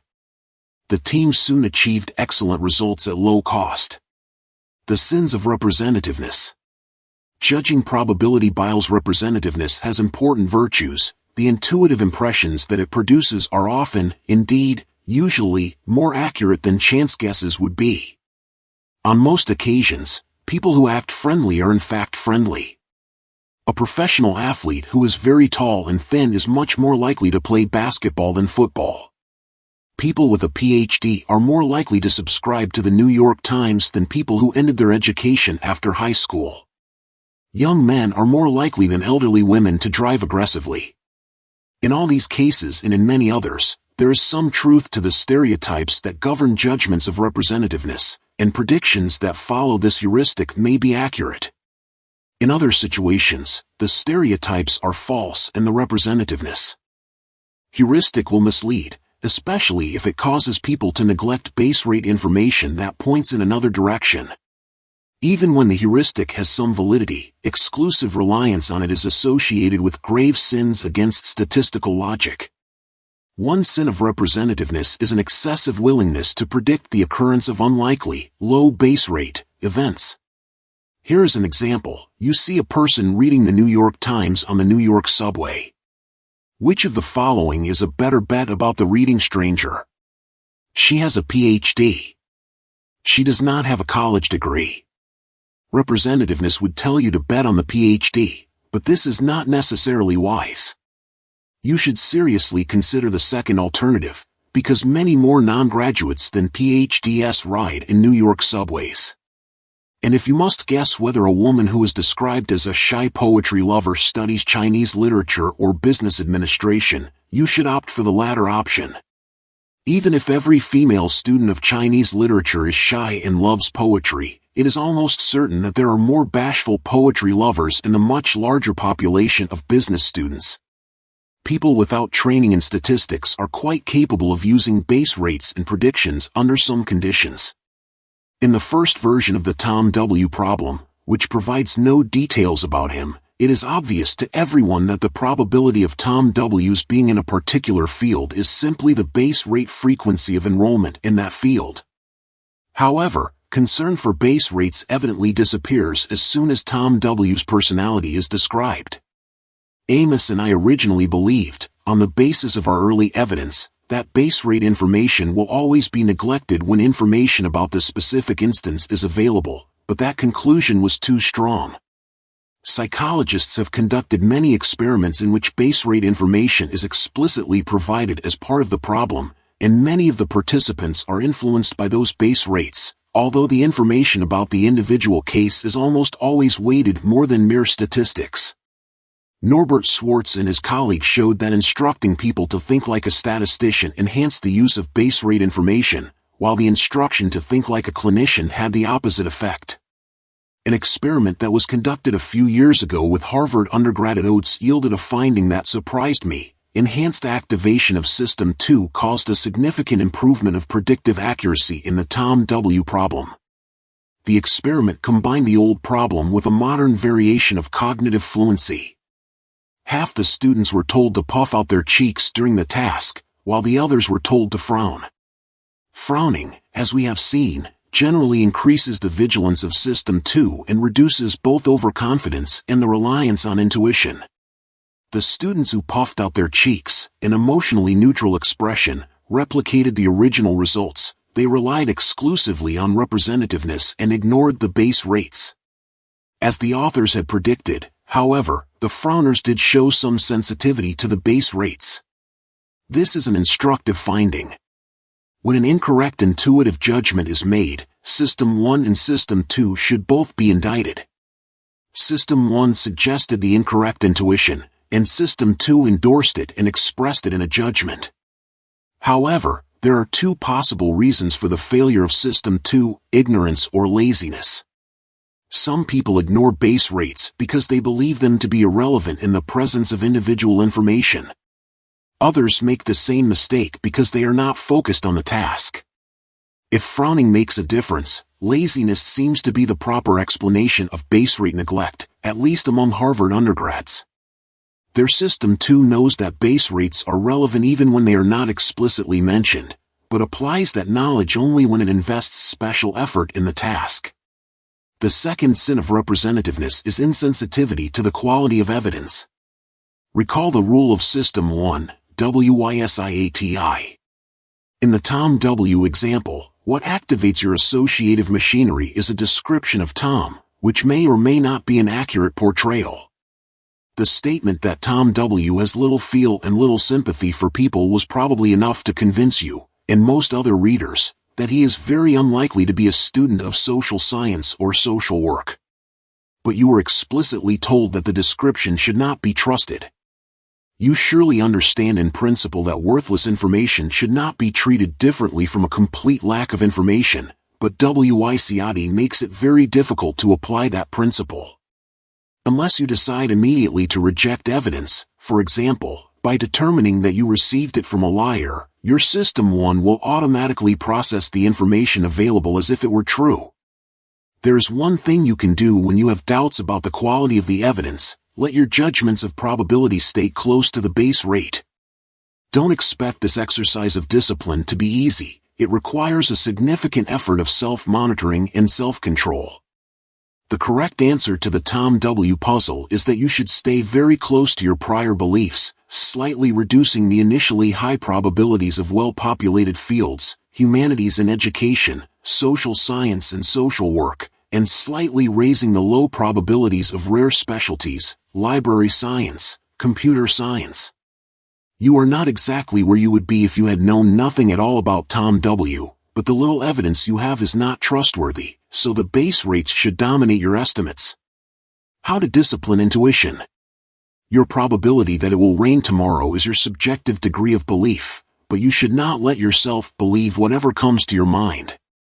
To be useful, your beliefs should be constrained by the logic of probability. So if you believe that there is a 40% chance that it will rain sometime tomorrow, you must also believe that there is a 60% chance it will not rain tomorrow, and you must not believe that there is a 50% chance that it will rain tomorrow morning.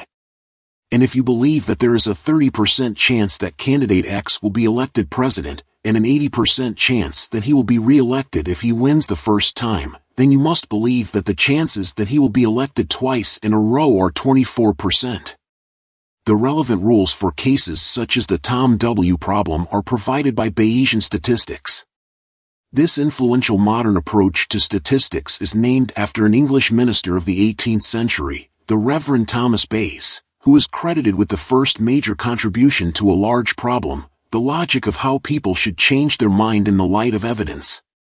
Bayes' rule specifies how prior beliefs, in the examples of this chapter, base rates, should be combined with the diagnosticity of the evidence, the degree to which it favors the hypothesis over the alternative.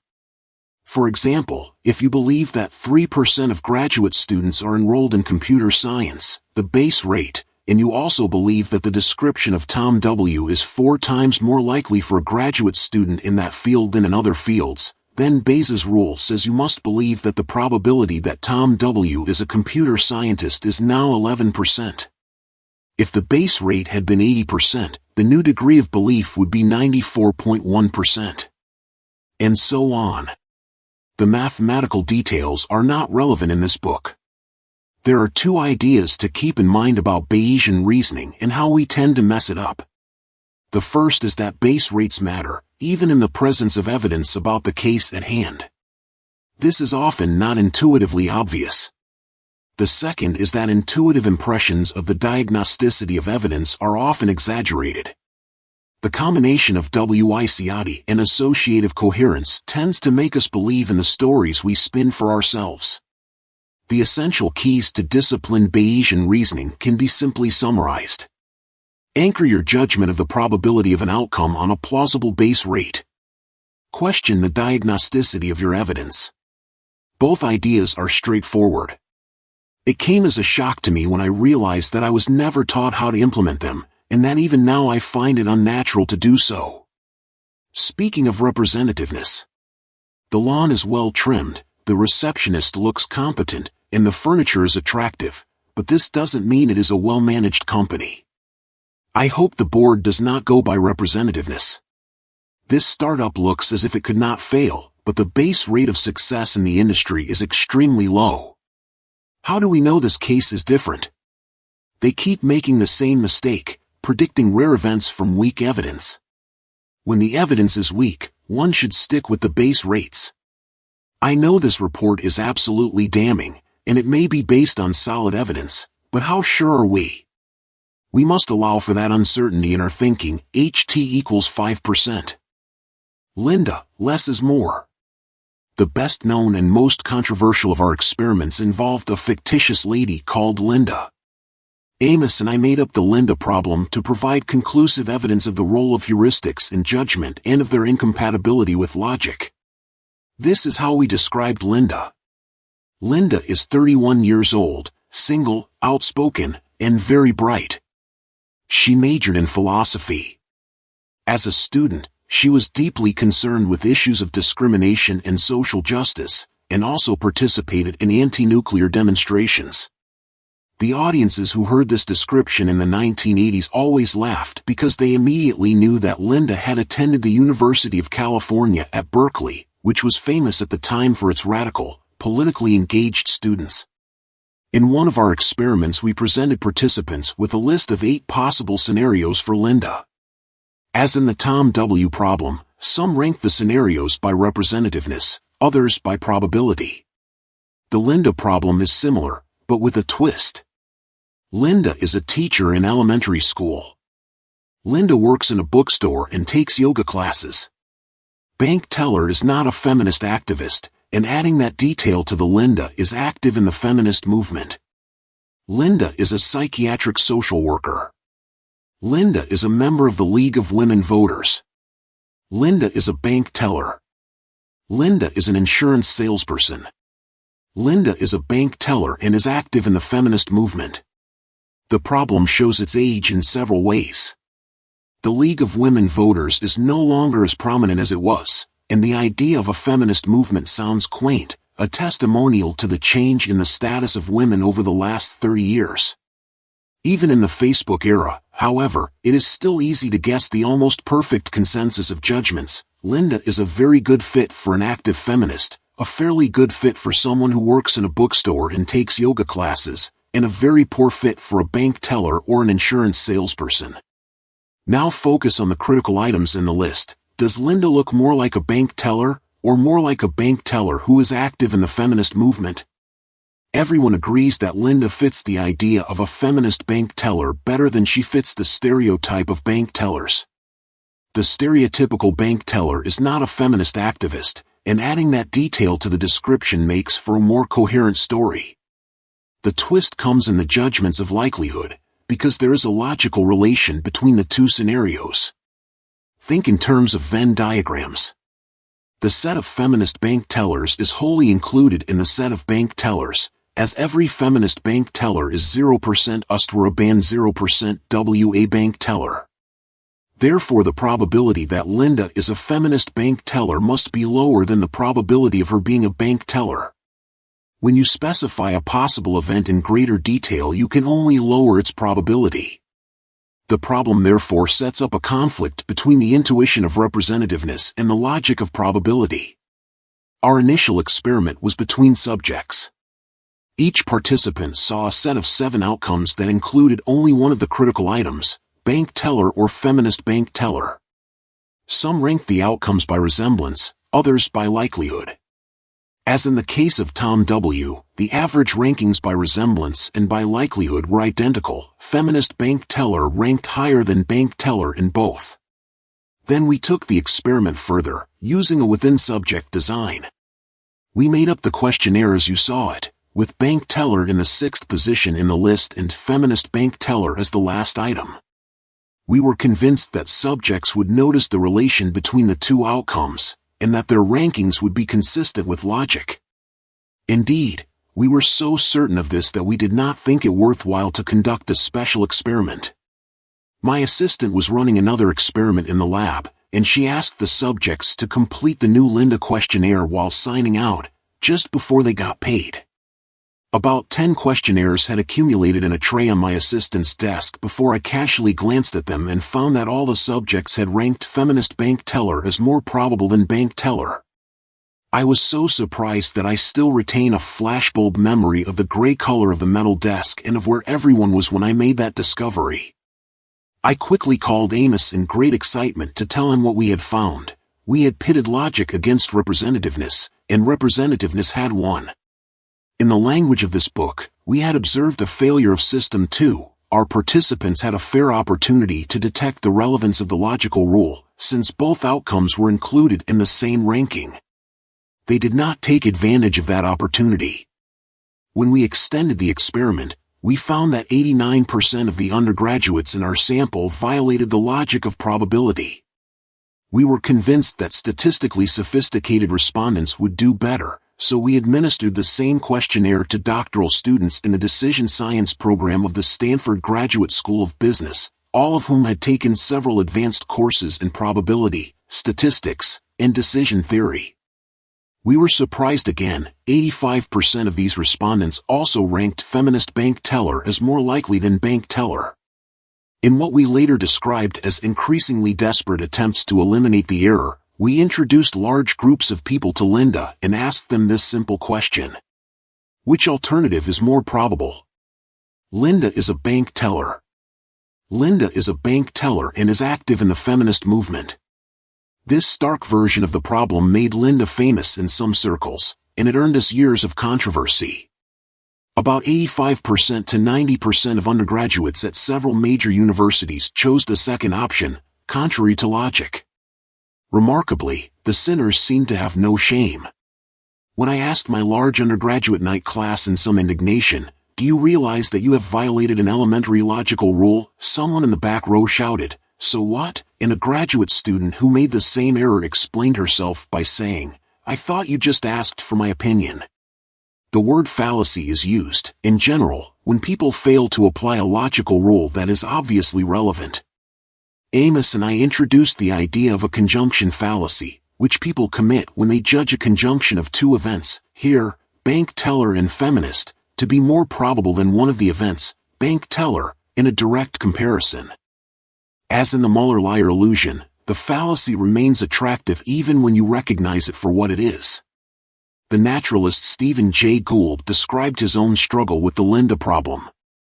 He knew the correct answer, of course, and yet, he wrote, "A little homunculus in my head continues to jump up and down, shouting at me, 'But she can't just be a bank teller, read the description.'" The little homunculus is of course Gould's System 1 speaking to him in insistent tones. The two-system terminology had not yet been introduced when he wrote. The correct answer to the short version of the Linda problem was the majority response in only one of our studies. 64% of a group of graduate students in the social sciences at Stanford and at Berkeley correctly judged feminist bank teller to be less probable than bank teller.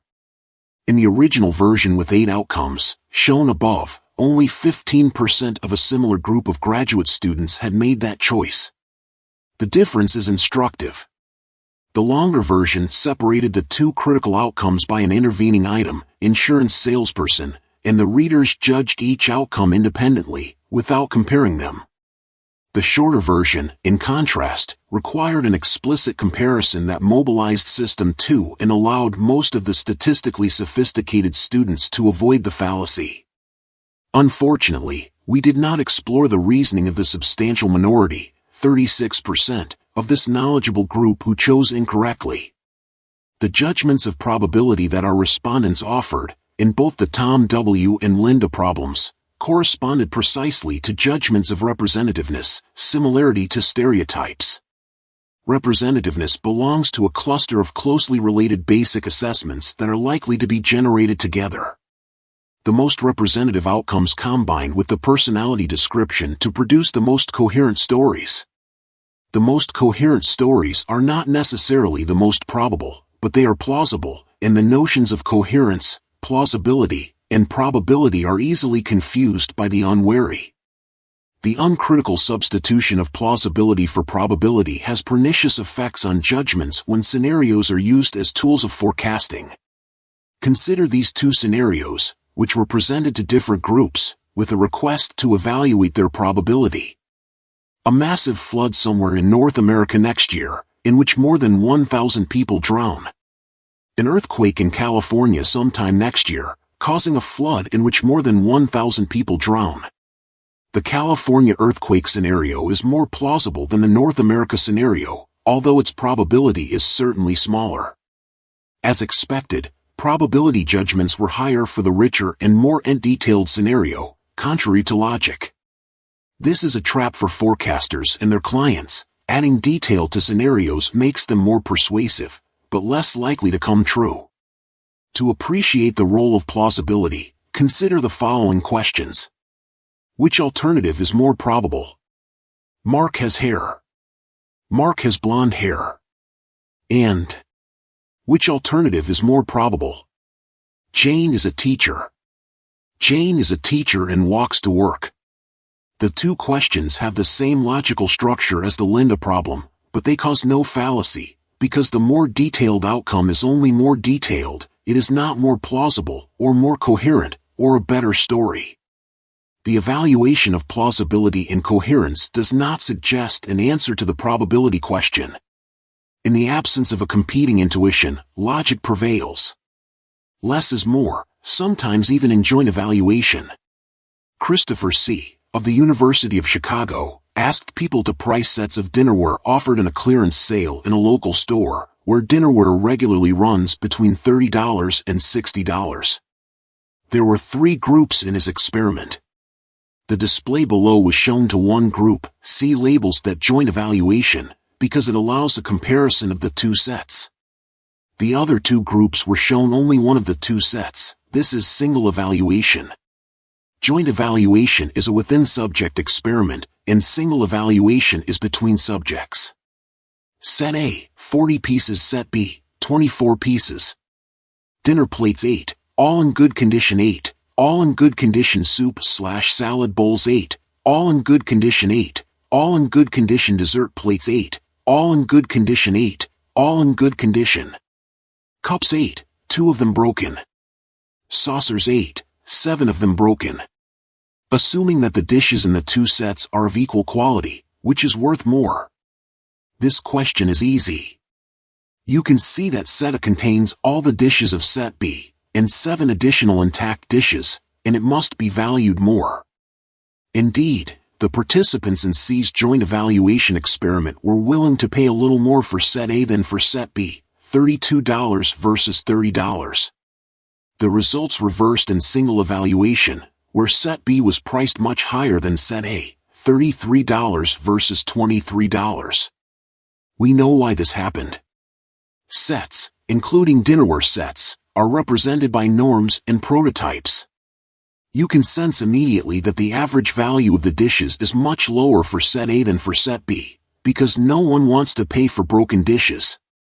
If the average dominates the evaluation, it is not surprising that set B is valued more. C called the resulting pattern less is more.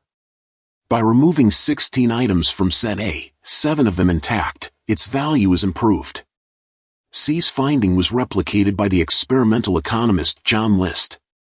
In a real market for baseball cards, he auctioned sets of 10 high-value cards, and identical sets to which 3 cards of modest value were added.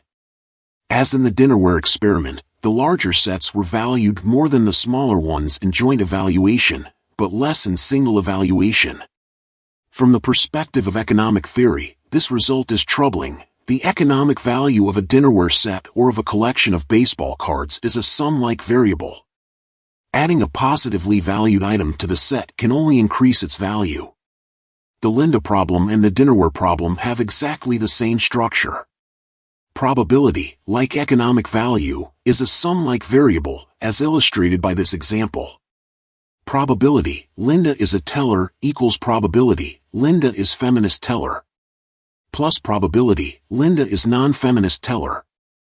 This is also why, as in C's dinnerware study, single evaluations of the Linda problem produce a less is more pattern. System 1 averages instead of adding, so when the non-feminist bank tellers are removed from the set, subjective probability increases. However, the sum-like nature of the variable is less obvious for probability than for money.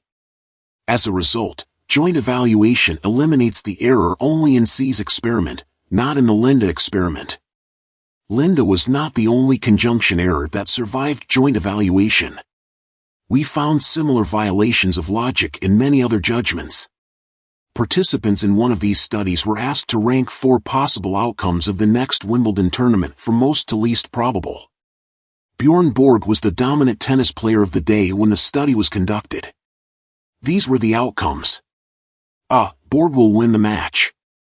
B. Borg will lose the first set. C. Borg will lose the first set but win the match. D. Borg will win the first set but lose the match. The critical items are B and C. B is the more inclusive event and its probability must be higher than that of an event it includes.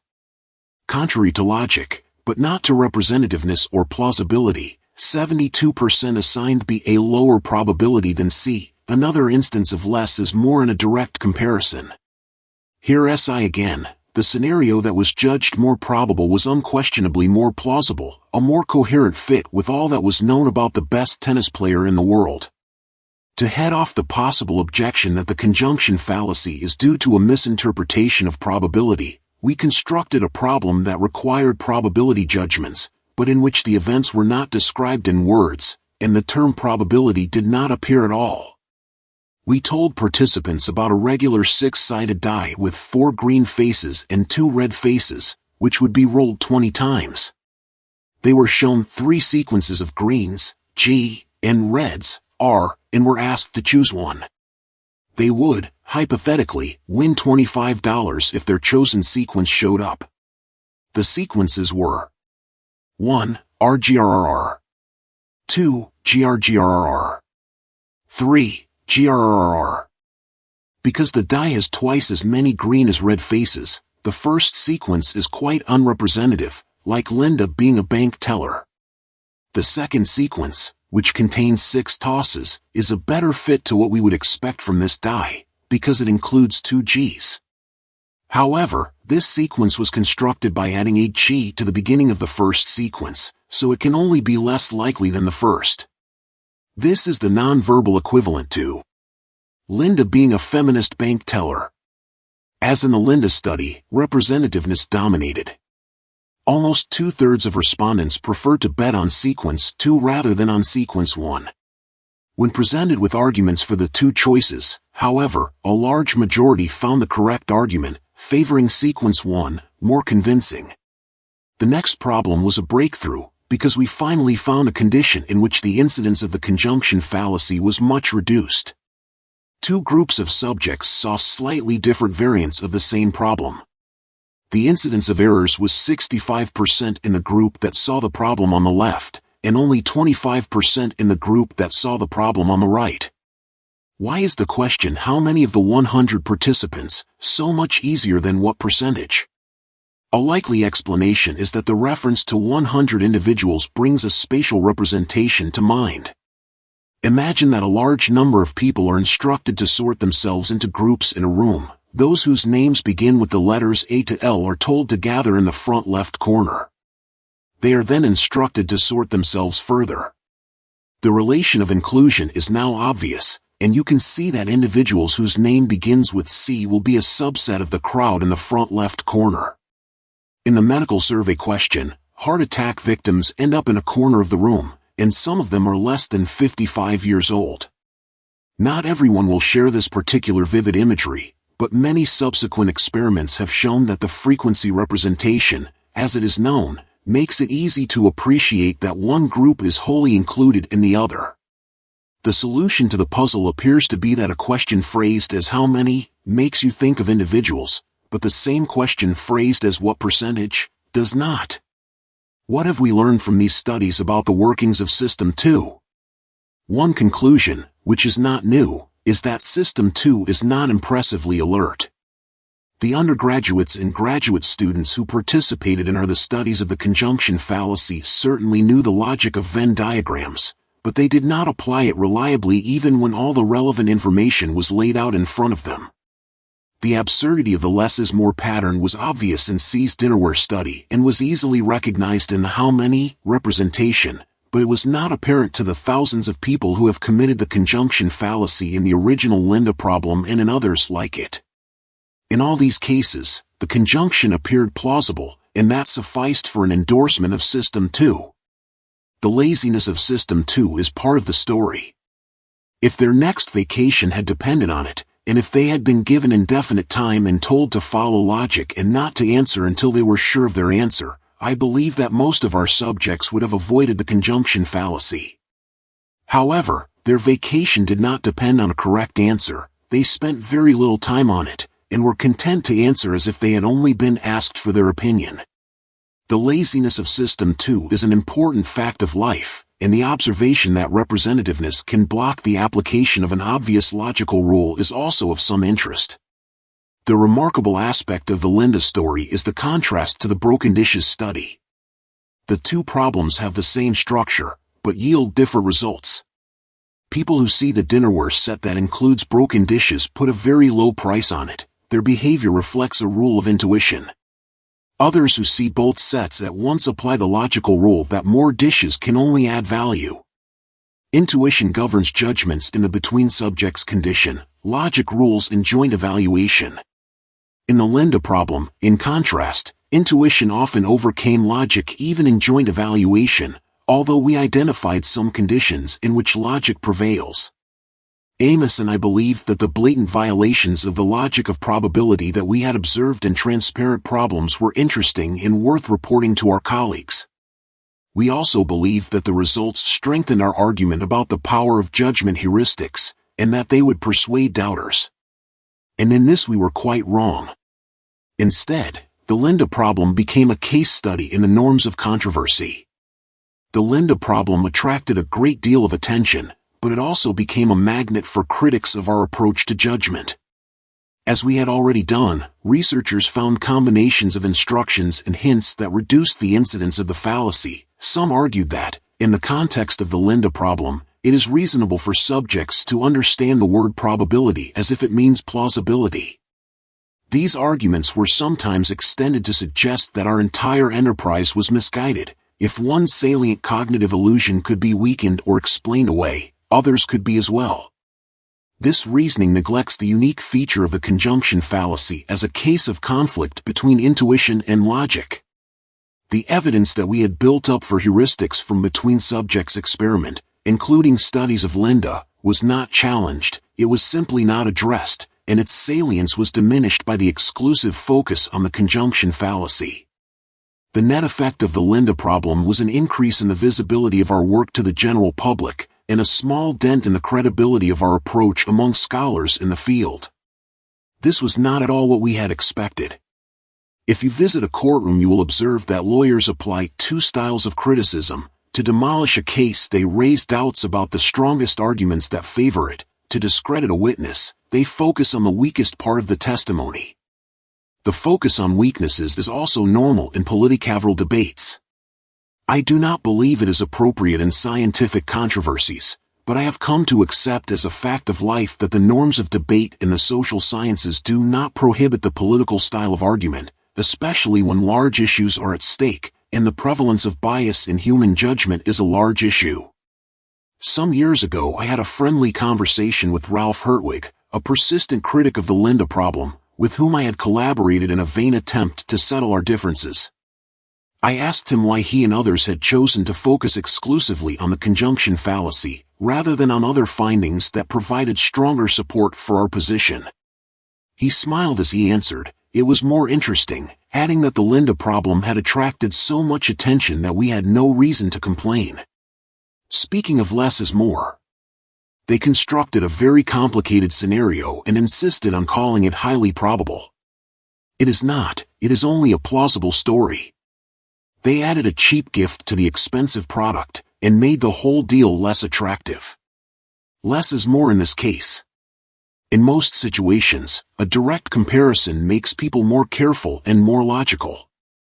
But not always. Sometimes intuition beats logic even when the correct answer stares you in the face. Causes trump statistics. Consider the following scenario and note your intuitive answer to the question. A cab was involved in a hit-and-run accident at night. Two cab companies, the green and the blue, operate in the city.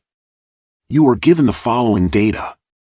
85% of the cabs in the city are green and 15% are blue. A witness identified the cab as blue. The court tested the reliability of the witness under the circumstances that existed on the night of the accident and concluded that the witness correctly identified each one of the two colors 80% of the time and failed 20% of the time. What is the probability that the cab involved in the accident was blue rather than green? This is a standard problem of Bayesian inference. There are two items of information, a base rate and the imperfectly reliable testimony of a witness. In the absence of a witness, the probability of the guilty cab being blue is 15%, which is the base rate of that outcome. If the two cab companies had been equally large, the base rate would be uninformative and you would consider only the reliability of the witness, %RW. Causal stereotypes.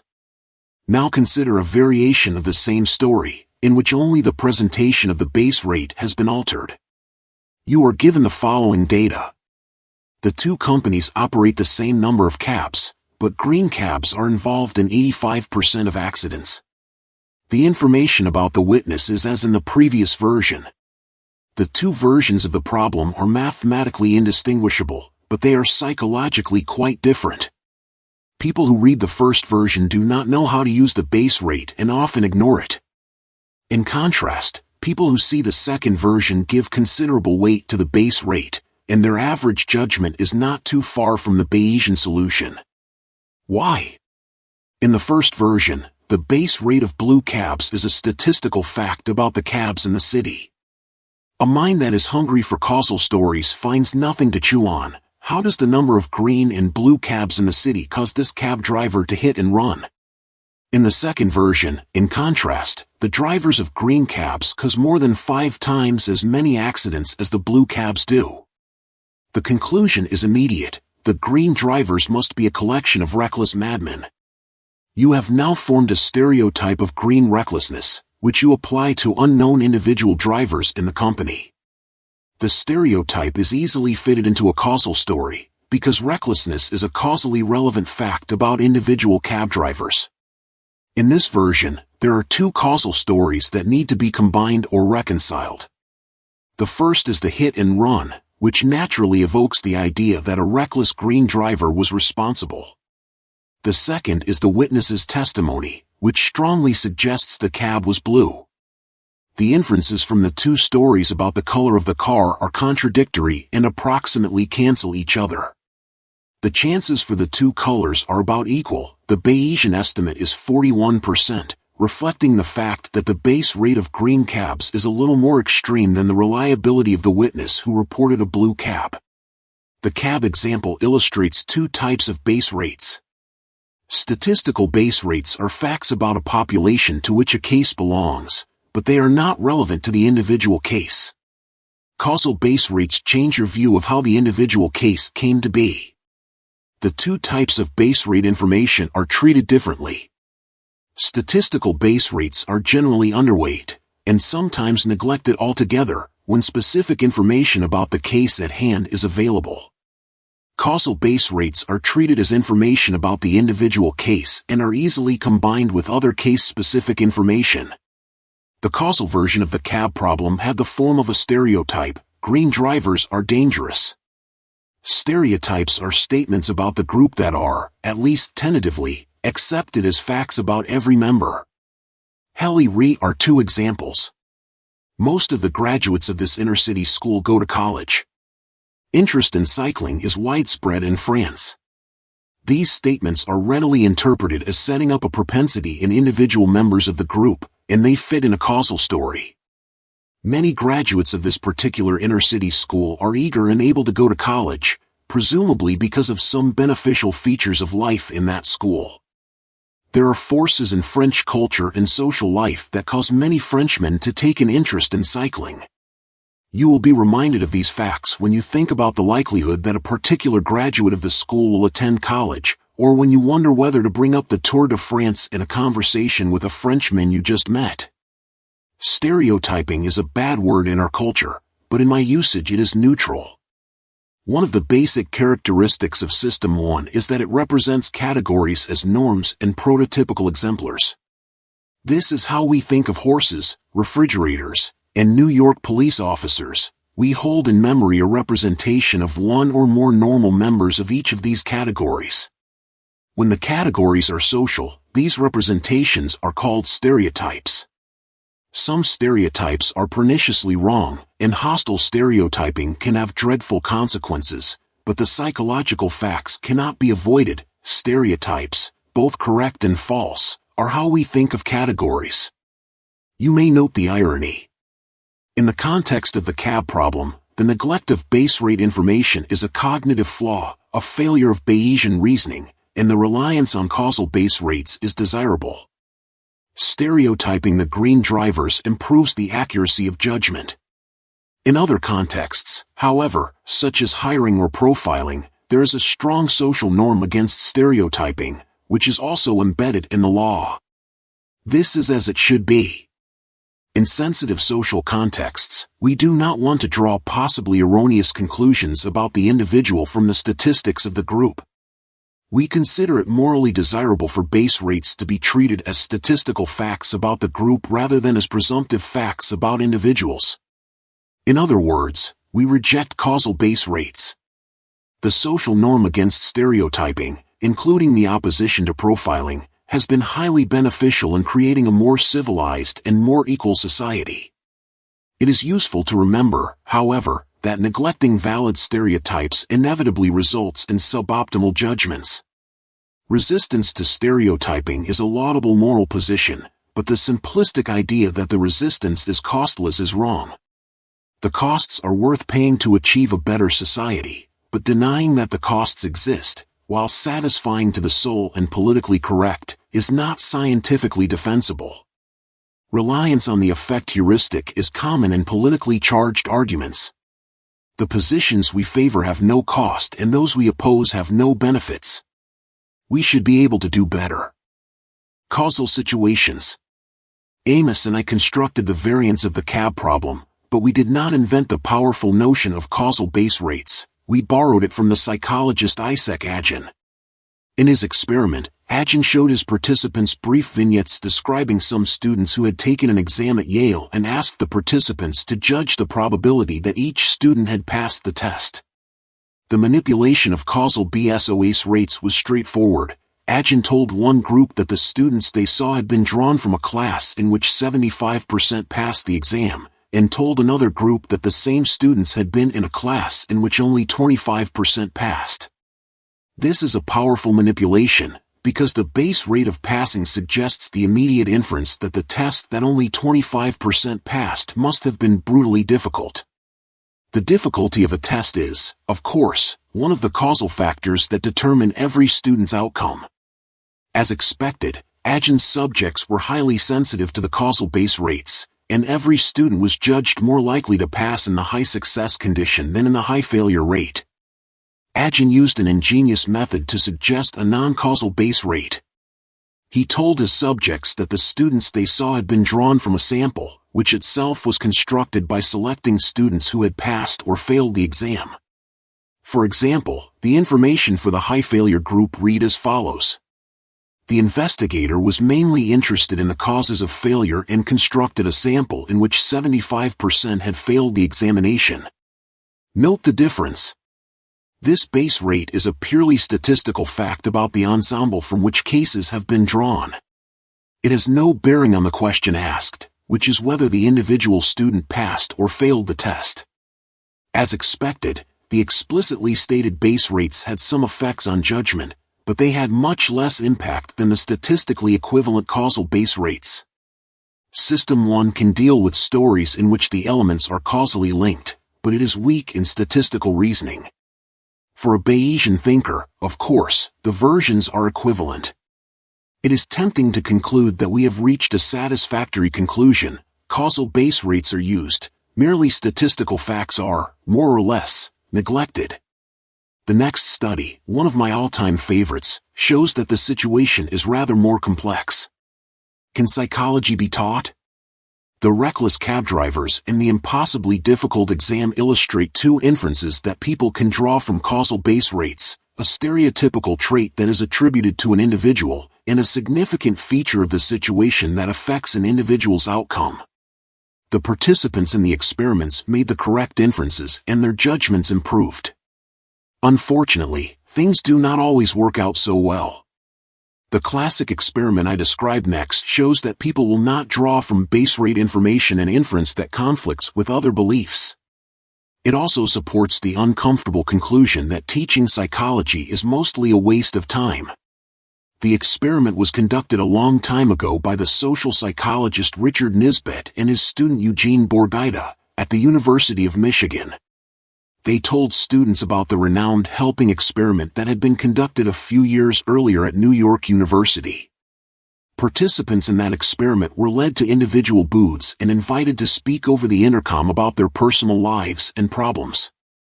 They were to talk in turn for about 2 minutes. Only one microphone was active at any one time. There were 6 participants in each group, one of whom was a stooge. The stooge spoke first, following a script prepared by the experimenters. He described his problems adjusting to New York and admitted with obvious embarrassment that he was prone to seizures, especially when stressed. All the participants then had a turn. When the microphone was again turned over to the stooge, he became agitated and incoherent, said he felt a seizure coming on. NPO asked for someone to help him. The last words heard from him were, "Could somebody help her?" Choking sounds. I'm gonna die I'm gonna die I seizure chokes, then quiet. At this point the microphone of the next participant automatically became active, and nothing more was heard from the possibly dying individual. What do you think the participants in the experiment did? So far as the participants knew, one of them was having a seizure and had asked for help. However, there were several other people who could possibly respond, so perhaps one could stay safely in one's booth. These were the results. Only 4 of the 15 participants responded immediately to the appeal for help. 6 never got out of their booth, and 5 others came out only well after the seizure victim apparently choked. The experiment shows that individuals feel relieved of responsibility when they know that others have heard the same request for help. Did the results surprise you? Very probably. Most of us think of ourselves as decent people who would rush to help in such a situation, and we expect other decent people to do the same. The point of the experiment, of course, was to show that this expectation is wrong. Even normal, decent people do not rush to help when they expect others to take on the unpleasantness of dealing with a seizure. And that means you, too. Are you willing to endorse the following statement? When I read the procedure of the helping experiment, I thought I would come to the stranger's help immediately, as I probably would if I found myself alone with a seizure victim. I was probably wrong. If I find myself in a situation in which other people have an opportunity to help, I might not step forward. The presence of others would reduce my sense of personal responsibility more than I initially thought. This is what a teacher of psychology would hope you would learn. Would you have made the same inferences by yourself? The psychology professor who describes the helping experiment wants the students to view the low base rate as causal, just as in the case of the fictitious Yale exam. He wants them to infer, in both cases, that a surprisingly high rate of failure implies a very difficult test. The lesson students are meant to take away is that some potent feature of the situation, such as the diffusion of responsibility, induces normal and decent people such as them to behave in a surprisingly unhelpful way. Changing one's mind about human nature is hard work, and changing one's mind for the worse about oneself is even harder. Nisbet and Borgaida suspected that students would resist the work and the unpleasantness. Of course, the students would be able and willing to recite the details of the helping experiment on a test, and would even repeat the official interpretation in terms of diffusion of responsibility. But did their beliefs about human nature really change? To find out, Nisbet and Borgaida showed them videos of brief interviews allegedly conducted with 2 people who had participated in the New York study. The interviews were short and bland. The interviewees appeared to be nice, normal, decent people. They described their hobbies, their spare time activities, and their plans for the future, which were entirely conventional. After watching the video of an interview, the students guessed how quickly that particular person had come to the aid of the stricken stranger. To apply Bayesian reasoning to the task the students were assigned, you should first ask yourself what you would have guessed about the astute individuals if you had not seen their interviews. This question is answered by consulting the base rate. We have been told that only 4 of the 15 participants in the experiment rushed to help after the first request. The probability that an unidentified participant had been immediately helpful is therefore 27%. Thus your prior belief about any unspecified participant should be that he did not rush to help. Next, Bayesian logic requires you to adjust your judgment in light of any relevant information about the individual. However, the videos were carefully designed to be uninformative. They provided no reason to suspect that the individuals would be either more or less helpful than a randomly chosen student. In the absence of useful new information, the Bayesian solution is to stay with the base rates. Nisbet and Borgaida asked two groups of students to watch the videos and predict the behavior of the two individuals. The students in the first group were told only about the procedure of the helping experiment, not about its results. Their predictions reflected their views of human nature and their understanding of the situation. As you might expect, they predicted that both individuals would immediately rush to the victim's aid. The second group of students knew both the procedure of the experiment and its results. The comparison of the predictions of the two groups provides an answer to a significant question. Did students learn from the results of the helping experiment anything that significantly changed their way of thinking? The answer is straightforward: they learned nothing at all. Their predictions about the two individuals were indistinguishable from the predictions made by students who had not been exposed to the statistical results of the experiment. They knew the base rate in the group from which the individuals had been drawn, but they remained convinced that the people they saw on the video had been quick to help the stricken stranger. For teachers of psychology, the implications of this study are disheartening. When we teach our students about the behavior of people in the helping experiment, we expect them to learn something they had not known before. We wish to change how they think about people's behavior in a particular situation. This goal was not accomplished in the Nisbet-Borgaida study, and there is no reason to believe that the results would have been different if they had chosen another surprising psychological experiment. Indeed, Nisbet and Borgaida reported similar findings in teaching another study, in which mild social pressure caused people to accept much more painful electric shocks than most of us, and them, would have expected. Students who do not develop a new appreciation for the power of social setting have learned nothing of value from the experiment. The predictions they make about random strangers, or about their own behavior, indicate that they have not changed their view of how they would have behaved. In the words of Nisbet and Borgaida, students quietly exempt themselves, and their friends and acquaintances, from the conclusions of experiments that surprise them. Teachers of psychology should not despair, however, because Nisbet and Borgaida report a way to make their students appreciate the point of the helping experiment. They took a new group of students and taught them the procedure of the experiment but did not tell them the group results. They showed the two videos and simply told their students that the two individuals they had just seen had not helped the stranger, then asked them to guess the global results. The outcome was dramatic. The students' guesses were extremely accurate. To teach students any psychology they did not know before, you must surprise them. But which surprise will do? Nisbet and Borgaida found that when they presented their students with a surprising statistical fact, the students managed to learn nothing at all. But when the students were surprised by individual cases, two nice people who had not helped, they immediately made the generalization and inferred that helping is more difficult than they had thought. Nisbet and Borgaida summarized the results in a memorable sentence. Subjects' unwillingness to deduce the particular from the general was matched only by their willingness to infer the general from the particular. This is a profoundly important conclusion. People who are taught surprising statistical facts about human behavior may be impressed to the point of telling their friends about what they have heard, but this does not mean that their understanding of the world has really changed. The test of learning psychology is whether your understanding of situations you encounter has changed, not whether you have learned a new fact. There is a deep gap between our thinking about statistics and our thinking about individual cases. Statistical results with a causal interpretation have a stronger effect on our thinking than non-causal information. But even compelling causal statistics will not change long-held beliefs or beliefs rooted in personal experience. On the other hand, surprising individual cases have a powerful impact and are a more effective tool for teaching psychology because the incongruity must be resolved and embedded in a causal story. That is why this book contains questions that are addressed personally to the reader.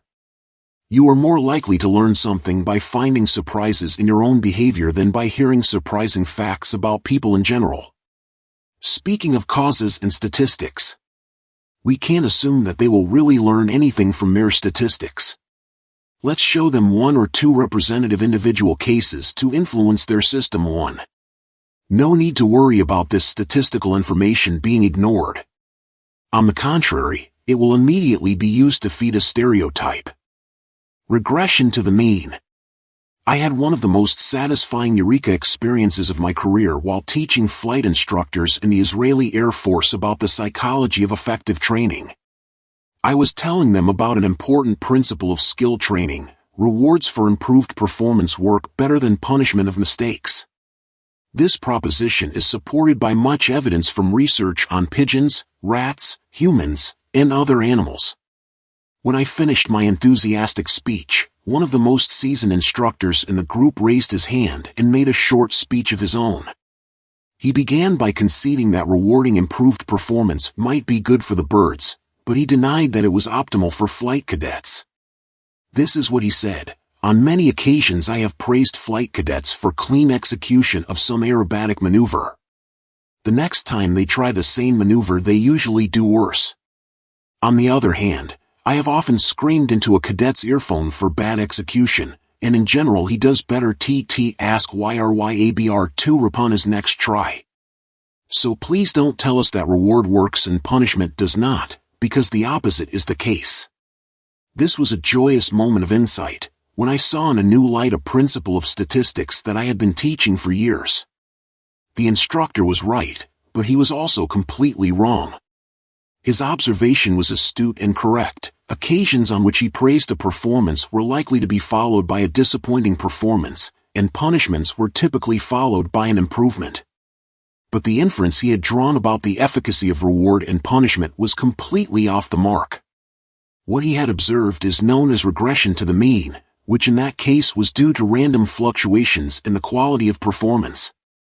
Naturally, he praised only a cadet whose performance was far better than average. But the cadet was probably just lucky on that particular attempt and therefore likely to deteriorate regardless of whether or not he was praised. Similarly, the instructor would shout into a cadet's earphones only when the cadet's performance was unusually bad and therefore likely to improve regardless of what the instructor did. The instructor had attached a causal interpretation to the inevitable fluctuations of a random process. The challenge called for a response, but a lesson in the algebra of prediction would not be enthusiastically received. Instead, I used chalk to mark a target on the floor. I asked every officer in the room to turn his back to the target and throw 2 coins at it in immediate succession, without looking. We measured the distances from the target and wrote the 2 results of each contestant on the blackboard. Then we rewrote the results in order, from the best to the worst performance on the first try. It was apparent that most, but not all, of those who had done best the first time deteriorated on their second try, and those who had done poorly on the first attempt generally improved. I pointed out to the instructors that what they saw on the board coincided with what we had heard about the performance of aerobatic maneuvers on successive attempts. Poor performance was typically followed by improvement and good performance by deterioration, without any help from either praise or punishment. The discovery I made on that day was that the flight instructors were trapped in an unfortunate contingency. Because they punished cadets when performance was poor, they were mostly rewarded by a subsequent improvement, even if punishment was actually ineffective. Furthermore, the instructors were not alone in that predicament. I had stumbled onto a significant fact of the human condition: the feedback to which life exposes us is perverse. Because we tend to be nice to other people when they please us and nasty when they do not, we are statistically punished for being nice and rewarded for being nasty. Talent and luck. A few years ago, John Brockman, who edits the online magazine Edge, asked a number of scientists to report their favorite equation. These were my offerings. Success equals talent plus luck. Great success equals a little more talent plus a lot of luck. The unsurprising idea that luck often contributes to success has surprising consequences when we apply it to the first 2 days of a high-level golf tournament. To keep things simple, assume that on both days the average score of the competitors was at par 72. We focus on a player who did very well on the first day, closing with a score of 66. What can we learn from that excellent score? An immediate inference is that the golfer is more talented than the average participant in the tournament. The formula for success suggests that another inference is equally justified. the golfer who did so well on day one probably enjoyed better than average luck on that day. If you accept that talent and luck both contribute to success, the conclusion that the successful golfer was lucky is as warranted as the conclusion that he is talented. By the same token, if you focus on a player who scored 5 over par on that day, you have reason to infer both that he is rather weak and had a bad day. Of course, you know that neither of these inferences is certain. It is entirely possible that the player who scored 77 is actually very talented but had an exceptionally dreadful day. Uncertain though they are, the following inferences from the score on day one are plausible and will be correct more often than they are wrong. Above average score on day one equals above average talent plus lucky on day one, and below average score on day one equals below average talent plus unlucky on day one. Now, suppose you know a golfer's score on day one and are asked to predict his score on day two. You expect the golfer to retain the same level of talent on the second day, so your best guesses will be above average for the first player and below average for the second player. Luck, of course, is a different matter, since you have no way of predicting the golfer's luck. On the second, or any, day, your best guess must be that it will be average, neither good nor bad. This means that in the absence of any other information, your best guess about the player's score on day two should not be a repeat of their performance on day one. This is the most you can say. The golfer who did well on day one is likely to be successful on day two, as well, but less than on the first, because the unusual luck he probably enjoyed on day one is unlikely to hold. The golfer who did poorly on day one will probably be below average on day two, but will improve, because his probable streak of bad luck is not likely to continue. We also expect the difference between the two golfers to shrink on the second day, although our best guess is that the first player will still do better than the second. My students were always surprised to hear that the best predicted performance on day two is more moderate, closer to the average than the evidence on which it is based, the score on day one. This is why the pattern is called regression to the mean. The more extreme the original score, the more regression we expect, because an extremely good score suggests a very lucky day. The regressive prediction is reasonable, but its accuracy is not guaranteed. A few of the golfers who scored 66 on day one will do even better on the second day, if their luck improves. Most will do worse, because their luck will no longer be above average. Now let us go against the time arrow. Arrange the players by their performance on day two and look at their performance on day one. You will find precisely the same pattern of regression to the mean. The golfers who did best on day two were probably lucky on that day, and the best guess is that they had been less lucky and had done far less well on day one. The fact that you observe regression when you predict an early event from a later event should help convince you that regression does not have a causal explanation. Regression effects are ubiquitous, and so are misguided causal stories to explain them. A well-known example is the Sports Illustrated jinx, the claim that an athlete whose picture appears on the cover of the magazine is doomed to perform poorly the following season. Overconfidence and the pressure of meeting high expectations are often offered as explanations. But there is a simpler account of the jinx. An athlete who gets to be on the cover of Sports Illustrated must have performed exceptionally well in the preceding season, probably with the assistance of a nudge from luck, and luck is fickle.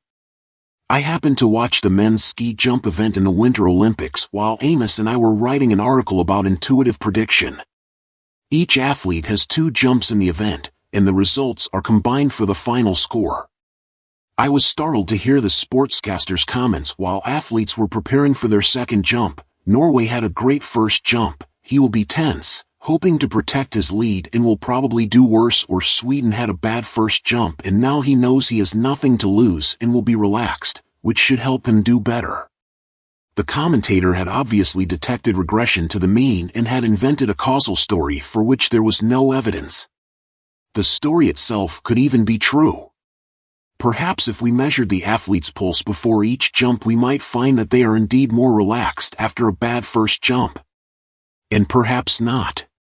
The point to remember is that the change from the first to the second jump does not need a causal explanation. It is a mathematically inevitable consequence of the fact that luck played a role in the outcome of the first jump. Not a very satisfactory story. We would all prefer a causal account, but that is all there is.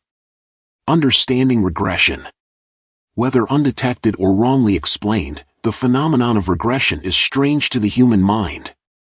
So strange, indeed, that it was first identified and understood 200 years after the theory of gravitation and differential calculus. Furthermore, it took one of the best minds of 19th century Britain to make sense of it, and that with great difficulty. Regression to the mean was discovered and named late in the 19th century by Sir Francis Galton, a half-cousin of Charles Darwin and a renowned polymath.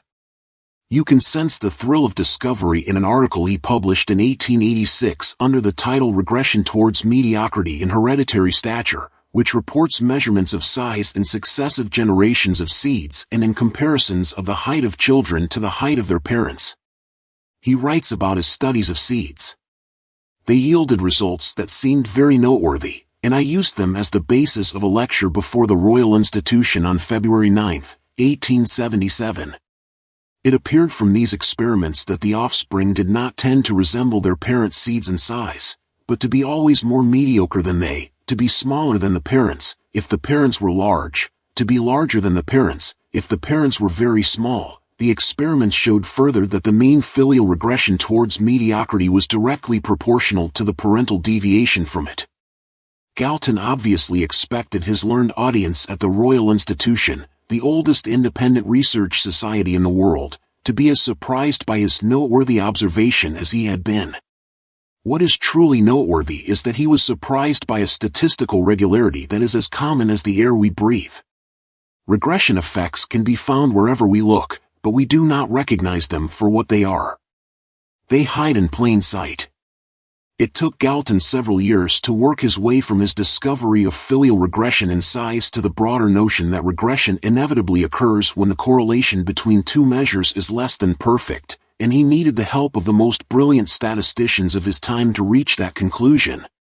One of the hurdles Galton had to overcome was the problem of measuring regression between variables that are measured on different scales, such as weight and piano playing.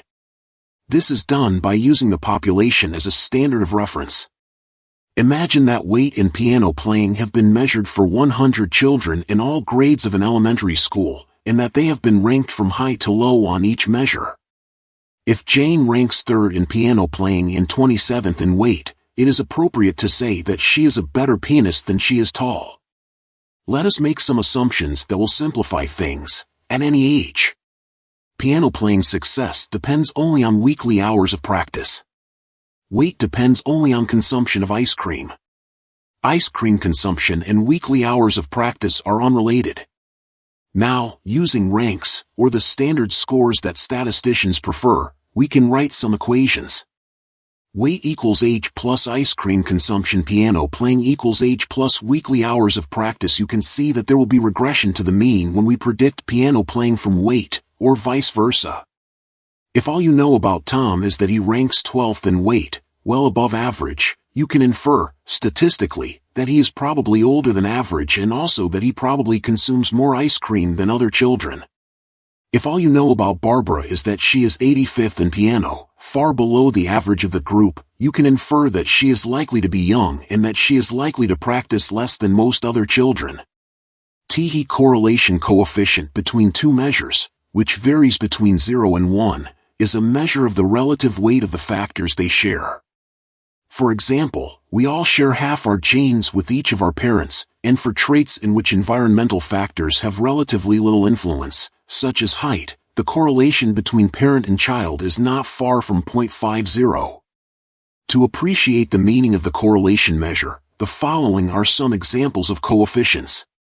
The correlation between the size of objects measured with precision in English or in metric units is 1. Any factor that influences one measure also influences the other. 100% of determinants are shared. The correlation between self-reported height and weight among adult American males is 0.41. If you included women and children, the correlation would be much higher, because individuals' gender and age influence both their height and their weight, boosting the relative weight of shared factors. The correlation between SAT scores and college GPA is approximately 0.60. However, the correlation between aptitude tests and success in graduate school is much lower, largely because measured aptitude varies little in this selected group. If everyone has similar aptitude, differences in this measure are unlikely to play a large role in measures of success. The correlation between income and education level in the United States is approximately 0.40. The correlation between family income and the last 4 digits of their phone number is 0. It took Francis Galton several years to figure out that correlation and regression are not two concepts, they are different perspectives on the same concept. The general rule is straightforward but has surprising consequences. Whenever the correlation between two scores is imperfect, there will be regression to the mean. To illustrate Galton's insight, take a proposition that most people find quite interesting. Highly intelligent women tend to marry men who are less intelligent than they are. You can get a good conversation started at a party by asking for an explanation, and your friends will readily oblige. Even people who have had some exposure to statistics will spontaneously interpret the statement in causal terms. Some may think of highly intelligent women wanting to avoid the competition of equally intelligent men, or being forced to compromise in their choice of spouse because intelligent men do not want to compete with intelligent women. More far-fetched explanations will come up at a good party. Now consider this statement. The correlation between the intelligence scores of spouses is less than perfect. This statement is obviously true and not interesting at all. Who would expect the correlation to be perfect? There is nothing to explain. But the statement you found interesting and the statement you found trivial are algebraically equivalent. If the correlation between the intelligence of spouses is less than perfect, and if men and women on average do not differ in intelligence, then it is a mathematical inevitability that highly intelligent women will be married to husbands who are on average less intelligent than they are, and vice versa, of course. The observed regression to the mean cannot be more interesting or more explainable than the imperfect correlation. You probably sympathize with Galton's struggle with the concept of regression. Indeed, the statistician David Friedman used to say that if the topic of regression comes up in a criminal or civil trial, the side that must explain regression to the jury will lose the case. Why is it so hard? The main reason for the difficulty is a recurrent theme of this book. Our mind is strongly biased toward causal explanations and does not deal well with mere statistics. When our attention is called to an event, associative memory will look for its cause. More precisely, activation will automatically spread to any cause that is already stored in memory. Causal explanations will be evoked when regression is detected, but they will be wrong because the truth is that regression to the mean has an explanation but does not have a cause. The event that attracts our attention in the golfing tournament is the frequent deterioration of the performance of the golfers who were successful on day one. The best explanation of it is that those golfers were unusually lucky that day, but this explanation lacks the causal force that our minds prefer. Indeed, we pay people quite well to provide interesting explanations of regression effects. A business commentator who correctly announces that the business did better this year because it had done poorly last year is likely to have a short tenure on the air. Our difficulties with the concept of regression originate with both System 1 and System 2. Without special instruction, and in quite a few cases even after some statistical instruction, the relationship between correlation and regression remains obscure. System 2 finds it difficult to understand and learn. This is due in part to the insistent demand for causal interpretations, which is a feature of System 1. Depressed children treated with an energy drink improve significantly over a 3-month period. I made up this newspaper headline, but the fact it reports is true. If you treated a group of depressed children for some time with an energy drink, they would show a clinically significant improvement. It is also the case that depressed children who spend some time standing on their head or hug a cat for 20 minutes a day will also show improvement. Most readers of such headlines will automatically infer that the energy drink or the cat hugging caused an improvement, but this conclusion is completely unjustified. Depressed children are an extreme group, they are more depressed than most other children, and extreme groups regress to the mean over time.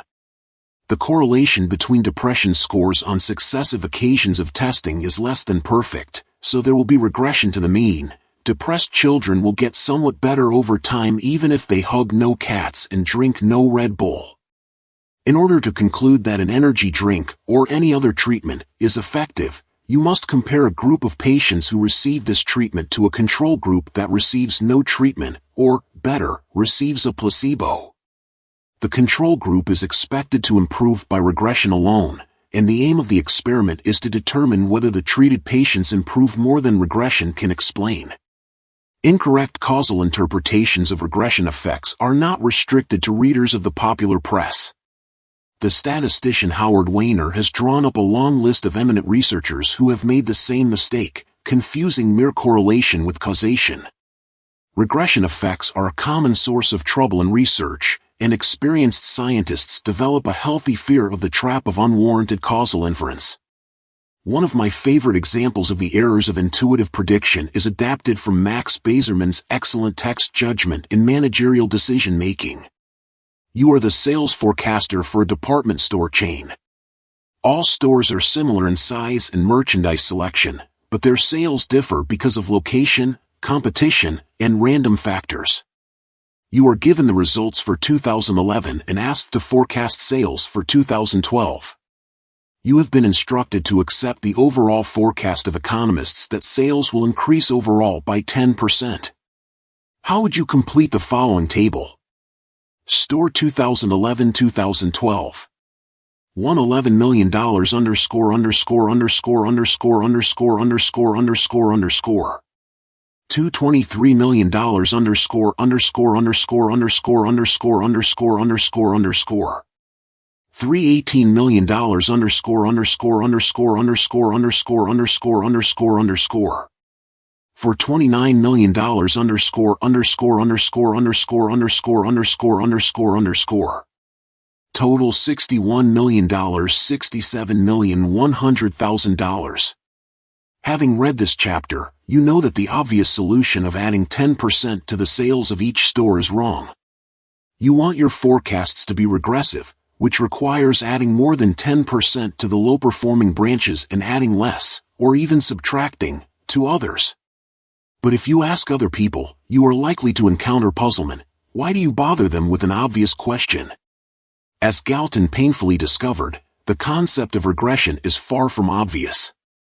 Speaking of regression to mediocrity, she says experience has taught her that criticism is more effective than praise. What she doesn't understand is that it's all due to regression to the mean. Perhaps his second interview was less impressive than the first because he was afraid of disappointing us, but more likely it was his first that was unusually good.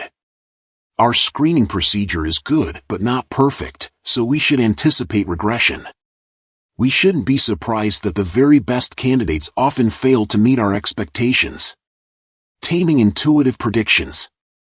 Life presents us with many occasions to forecast.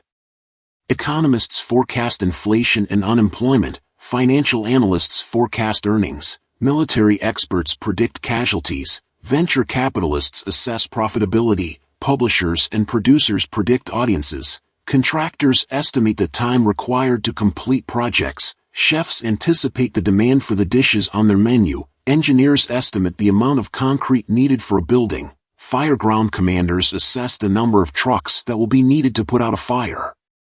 In our private lives, we forecast our spouse's reaction to a proposed move or our own future adjustment to a new job. Some predictive judgments, such as those made by engineers, rely largely on lookup tables, precise calculations, and explicit analyses of outcomes observed on similar occasions. Others involve intuition and System 1, in two main varieties. Some intuitions draw primarily on skill and expertise acquired by repeated experience. The rapid and automatic judgments and choices of chess masters, fireground commanders, and physicians that Gary Klein has described in Sources of Power and elsewhere illustrate these skilled intuitions, in which a solution to the current problem comes to mind quickly because familiar cues are recognized. Other intuitions, which are sometimes subjectively indistinguishable from the first, arise from the operation of heuristics that often substitute an easy question for the harder one that was asked. Intuitive judgments can be made with high confidence even when they are based on non-regressive assessments of weak evidence. Of course, many judgments, especially in the professional domain, are influenced by a combination of analysis and intuition. Non-regressive intuitions. Let us return to a person we have already met. Julie is currently a senior in a state university. She read fluently when she was 4 years old. What is her grade point average, GPA? People who are familiar with the American educational scene quickly come up with a number, which is often in the vicinity of 3.7 or 3.8. How does this occur? Several operations of System 1 are involved. A causal link between the evidence, Julie's reading, and the target of the prediction, her GPA, is sought. The link can be indirect. In this instance, early reading and a high GDP are both indications of academic talent. Some connection is necessary. Your system too, would probably reject as irrelevant a report of Julie winning a fly fishing competition wire D=N or excelling at weightlifting in high school. The process is effectively dichotomous. We are capable of rejecting information as irrelevant or false, but adjusting for smaller weaknesses in the evidence is not something that System 1 can do. As a result, intuitive predictions are almost completely insensitive to the actual predictive quality of the evidence. When a link is found, as in the case of Julie's early reading, WICID applies. Your associative memory quickly and automatically constructs the best possible story from the information available. Next, the evidence is evaluated in relation to a relevant norm. How precocious is a child who reads fluently at age 4? What relative rank or percentile score corresponds to this achievement? The group to which the child is compared, we call it a reference group, is not fully specified, but this is also the rule in normal speech. If someone graduating from college is described as quite clever, you rarely need to ask, when you say quite clever, which reference group do you have in mind? The next step involves substitution and intensity matching. The evaluation of the flimsy evidence of cognitive ability in childhood is substituted as an answer to the question about her college GPA. Julie will be assigned the same percentile score for her GPA and for her achievements as an early reader. The question specified that the answer must be on the GPA scale, which requires another intensity matching operation, from a general impression of Julie's academic achievements to the GPA that matches the evidence for her talent. The final step is a translation, from an impression of Julie's relative academic standing to the GPA that corresponds to it. Intensity matching yields predictions that are as extreme as the evidence on which they are based, leading people to give the same answer to two quite different questions. What is Julie's percentile score on reading precocity? What is Julie's percentile score on GPA? By now you should easily recognize that all these operations are features of System 1. I listed them here as an orderly sequence of steps, but of course the spread of activation in associative memory does not work this way.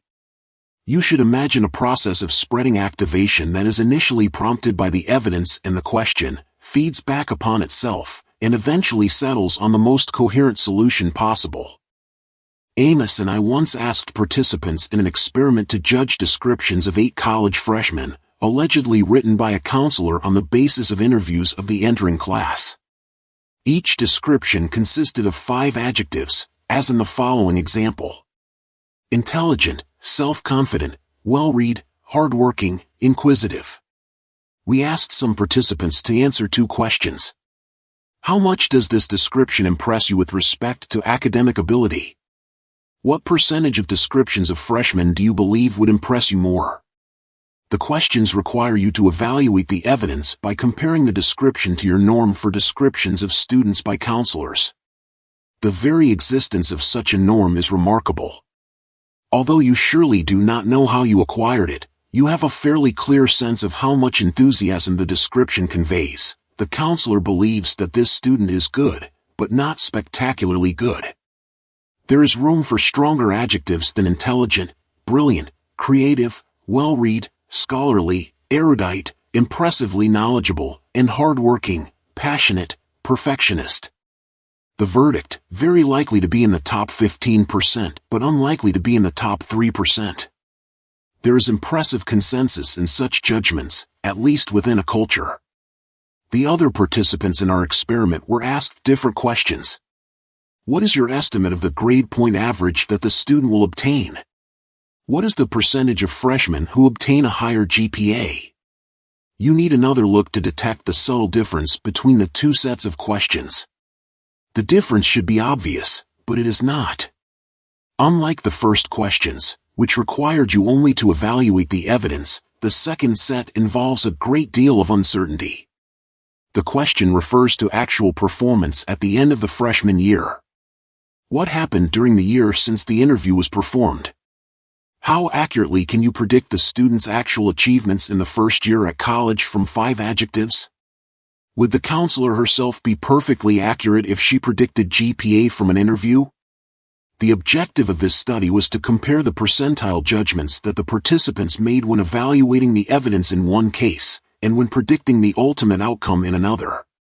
The results are easy to summarize. The judgments were identical. Although the two sets of questions differ, one is about the description, the other about the student's future academic performance, the participants treated them as if they were the same. As was the case with Julie, the prediction of the future is not distinguished from an evaluation of current evidence. Prediction matches evaluation. This is perhaps the best evidence we have for the role of substitution. People are asked for a prediction, but they substitute an evaluation of the evidence, without noticing that the question they answer is not the one they were asked. This process is guaranteed to generate predictions that are systematically biased. They completely ignore regression to the mean. During my military service in the Israeli Defense Forces, I spent some time attached to a unit that selected candidates for officer training on the basis of a series of interviews and field tests. The designated criterion for successful prediction was a cadet's final grade in officer school. The validity of the ratings was known to be rather poor. I will tell more about it in a later chapter. The unit still existed years later, when I was a professor and collaborating with Amos in the study of intuitive judgment. I had good contacts with the people at the unit and asked them for a favor. In addition to the usual grading system they used to evaluate the candidates, I asked for their best guess of the grade that each of the future cadets would obtain in officer school. They collected a few hundred such forecasts. The officers who had produced the Predioff tie-ins were all familiar with the letter grading system that the school applied to its cadets and the approximate proportions of A's, B's, etc. among them. The results were striking. The relative frequency of A's and B's in the predictions was almost identical to the frequencies in the final grades of the school.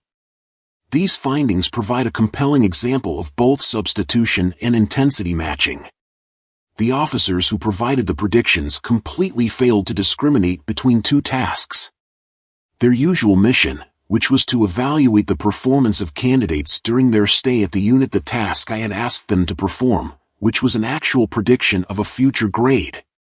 They had simply translated their own grades onto the scale used in officer school, applying intensity matching. Once again, the failure to address the considerable uncertainty of their predictions had led them to predictions that were completely non-regressive. A correction for intuitive predictions. Back to Julie, our precocious reader. The correct way to predict her GPA was introduced in the preceding chapter. As I did there for golf on successive days and for weight and piano playing, I write a schematic formula for the factors that determine reading age in college grades. Reading age equals shared factors plus factors specific to reading age equals 100%. GPA equals shared factors plus factors specific to GPA equals 100%. The shared factors involve genetically determined aptitude, the degree to which the family supports academic interests, and anything else that would cause the same people to be precocious readers as children and academically successful as young adults. Of course, there are many factors that would affect one of these outcomes and not the other.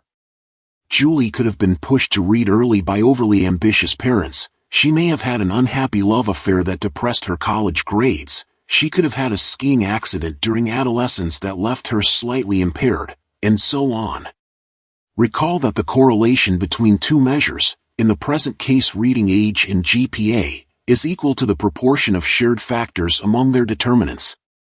What is your best guess about that proportion? My most optimistic guess is about 30%. Assuming this estimate, we have all we need to produce an unbiased prediction. Here are the directions for how to get there in 4 simple steps.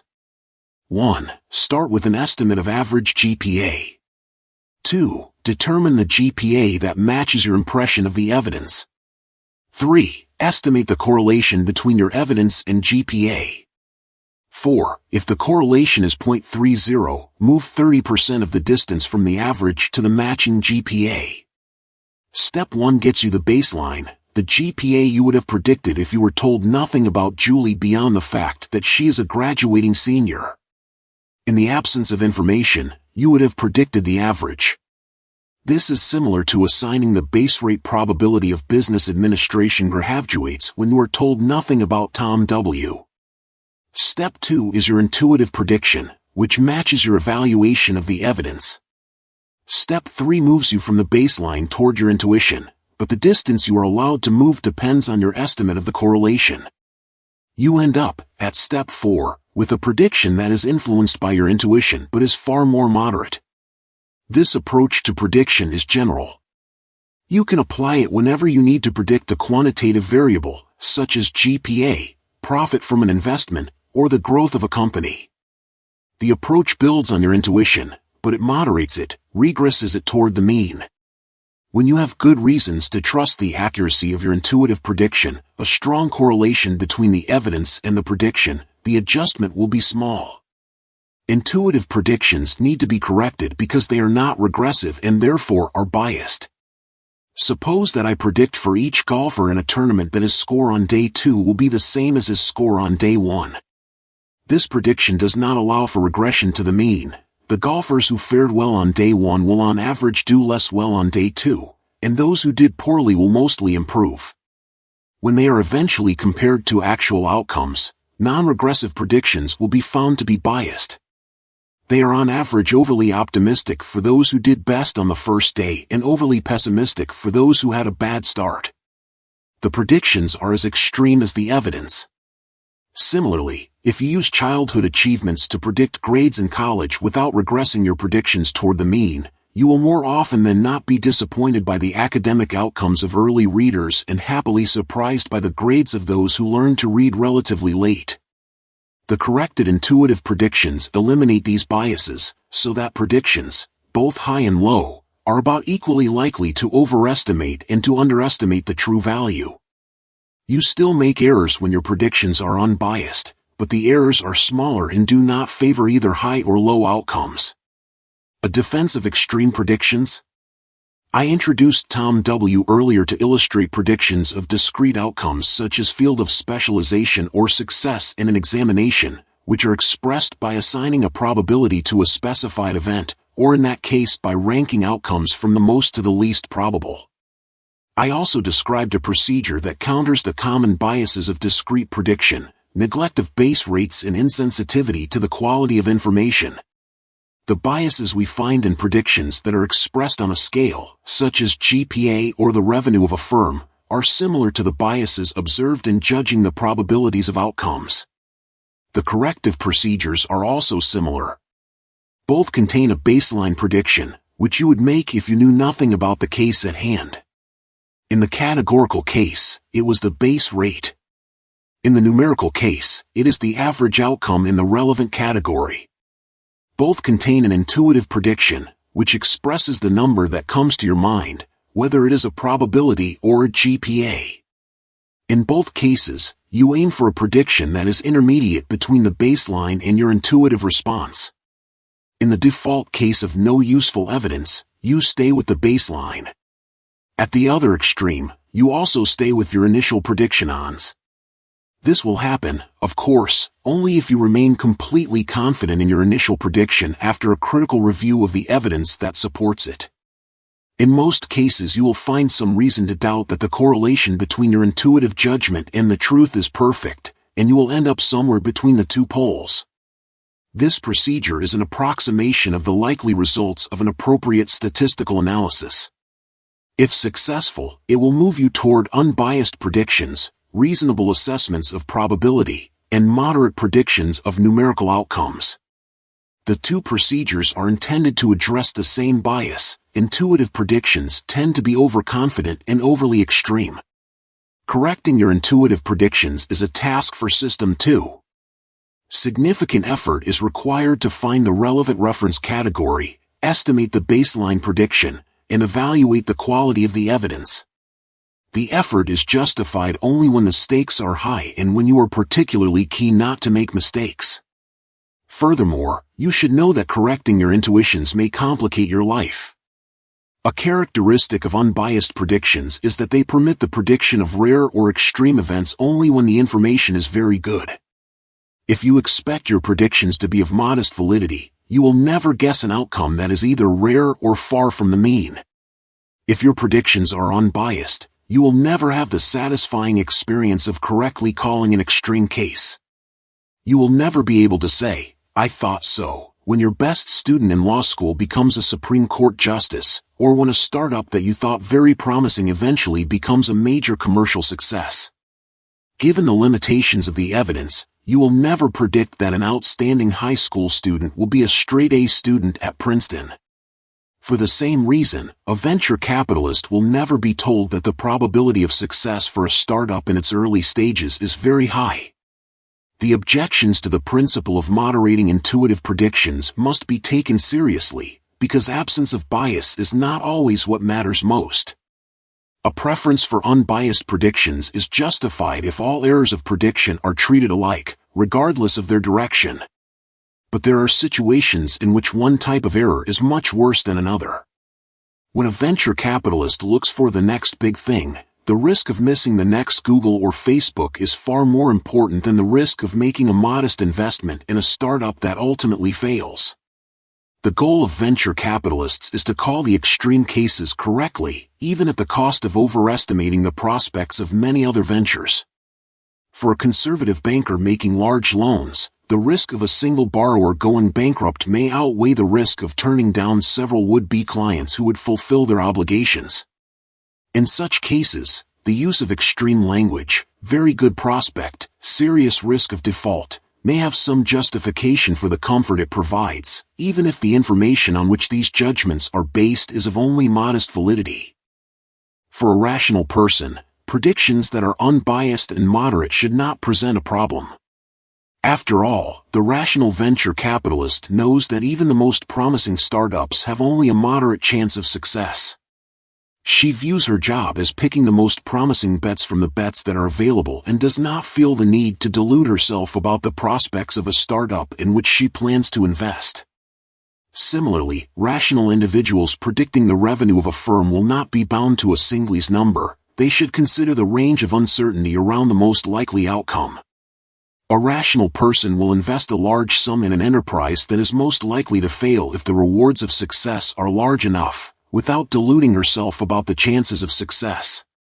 However, we are not all rational, and some of us may need the security of distorted estimates to avoid paralysis. If you choose to delude yourself by accepting extreme predictions, however, you will do well to remain aware of your self-indulgence. Perhaps the most valuable contribution of the corrective procedures I propose is that they will require you to think about how much you know. I will use an example that is familiar in the academic world, but the analogies to other spheres of life are immediate. A department is about to hire a young professor and wants to choose the one whose prospects for scientific productivity are the best. The search committee has narrowed down the choice to 2 candidates. Kim recently completed her graduate work. Her recommendations are spectacular and she gave a brilliant talk and impressed everyone in her interviews. She has no substantial track record of scientific productivity. Jane has held a postdoctoral position for the last 3 years. She has been very productive and her research record is excellent, but her talk and interviews were less sparkling than Kim's. The intuitive choice favors Kim, because she left a stronger impression, and WYSIATI. But it is also the case that there is much less information about Kim than about Jane. We are back to the law of small numbers. In effect, you have a smaller sample of information from Kim than from Jane, and extreme outcomes are much more likely to be observed in small samples. There is more luck in the outcomes of small samples, and you should therefore regress your prediction more deeply toward the mean in your prediction of Kim's future performance. When you allow for the fact that Kim is likely to regress more than Jane, you might end up selecting Jane although you were less impressed by her. In the context of academic choices, I would vote for Jane, but it would be a struggle to overcome my intuitive impression that Kim is more promising. Following our intuitions is more natural, and somehow more pleasant, than acting against them. You can readily imagine similar problems in different contexts, such as a venture capitalist choosing between investments in two startups that operate in different markets. One startup has a product for which demand can be estimated with fair precision. The other candidate is more exciting and intuitively promising, but its prospects are less certain. Whether the best guess about the prospects of the second startup is still superior when the uncertainty is factored in is a question that deserves careful consideration. A two-systems view of regression. Extreme predictions and a willingness to predict rare events from weak evidence are both manifestations of System 1. It is natural for the associative machinery to match the extremeness of predictions to the perceived extremeness of evidence on which it is based. This is how substitution works. And it is natural for System 1 to generate overconfident judgments, because confidence, as we have seen, is determined by the coherence of the best story you can tell from the evidence at hand. Be warned, your intuitions will deliver predictions that are too extreme and you will be inclined to put far too much faith in them. Regression is also a problem for System 2. The very idea of regression to the mean is alien and difficult to communicate and comprehend. Galton had a hard time before he understood it. Many statistics teachers dread the class in which the topic comes up, and their students often end up with only a vague understanding of this crucial concept. This is a case where System 2 requires special training. Matching predictions to the evidence is not only something we do intuitively, it also seems a reasonable thing to do. We will not learn to understand regression from experience.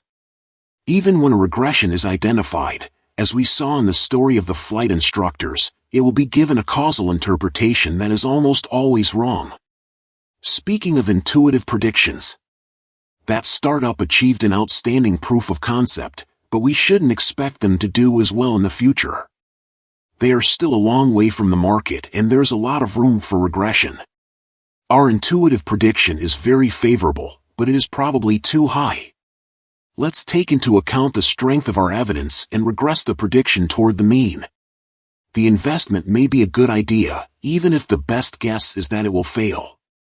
Let's not say we really believe it is the next Google. I read one review of that brand and it was excellent.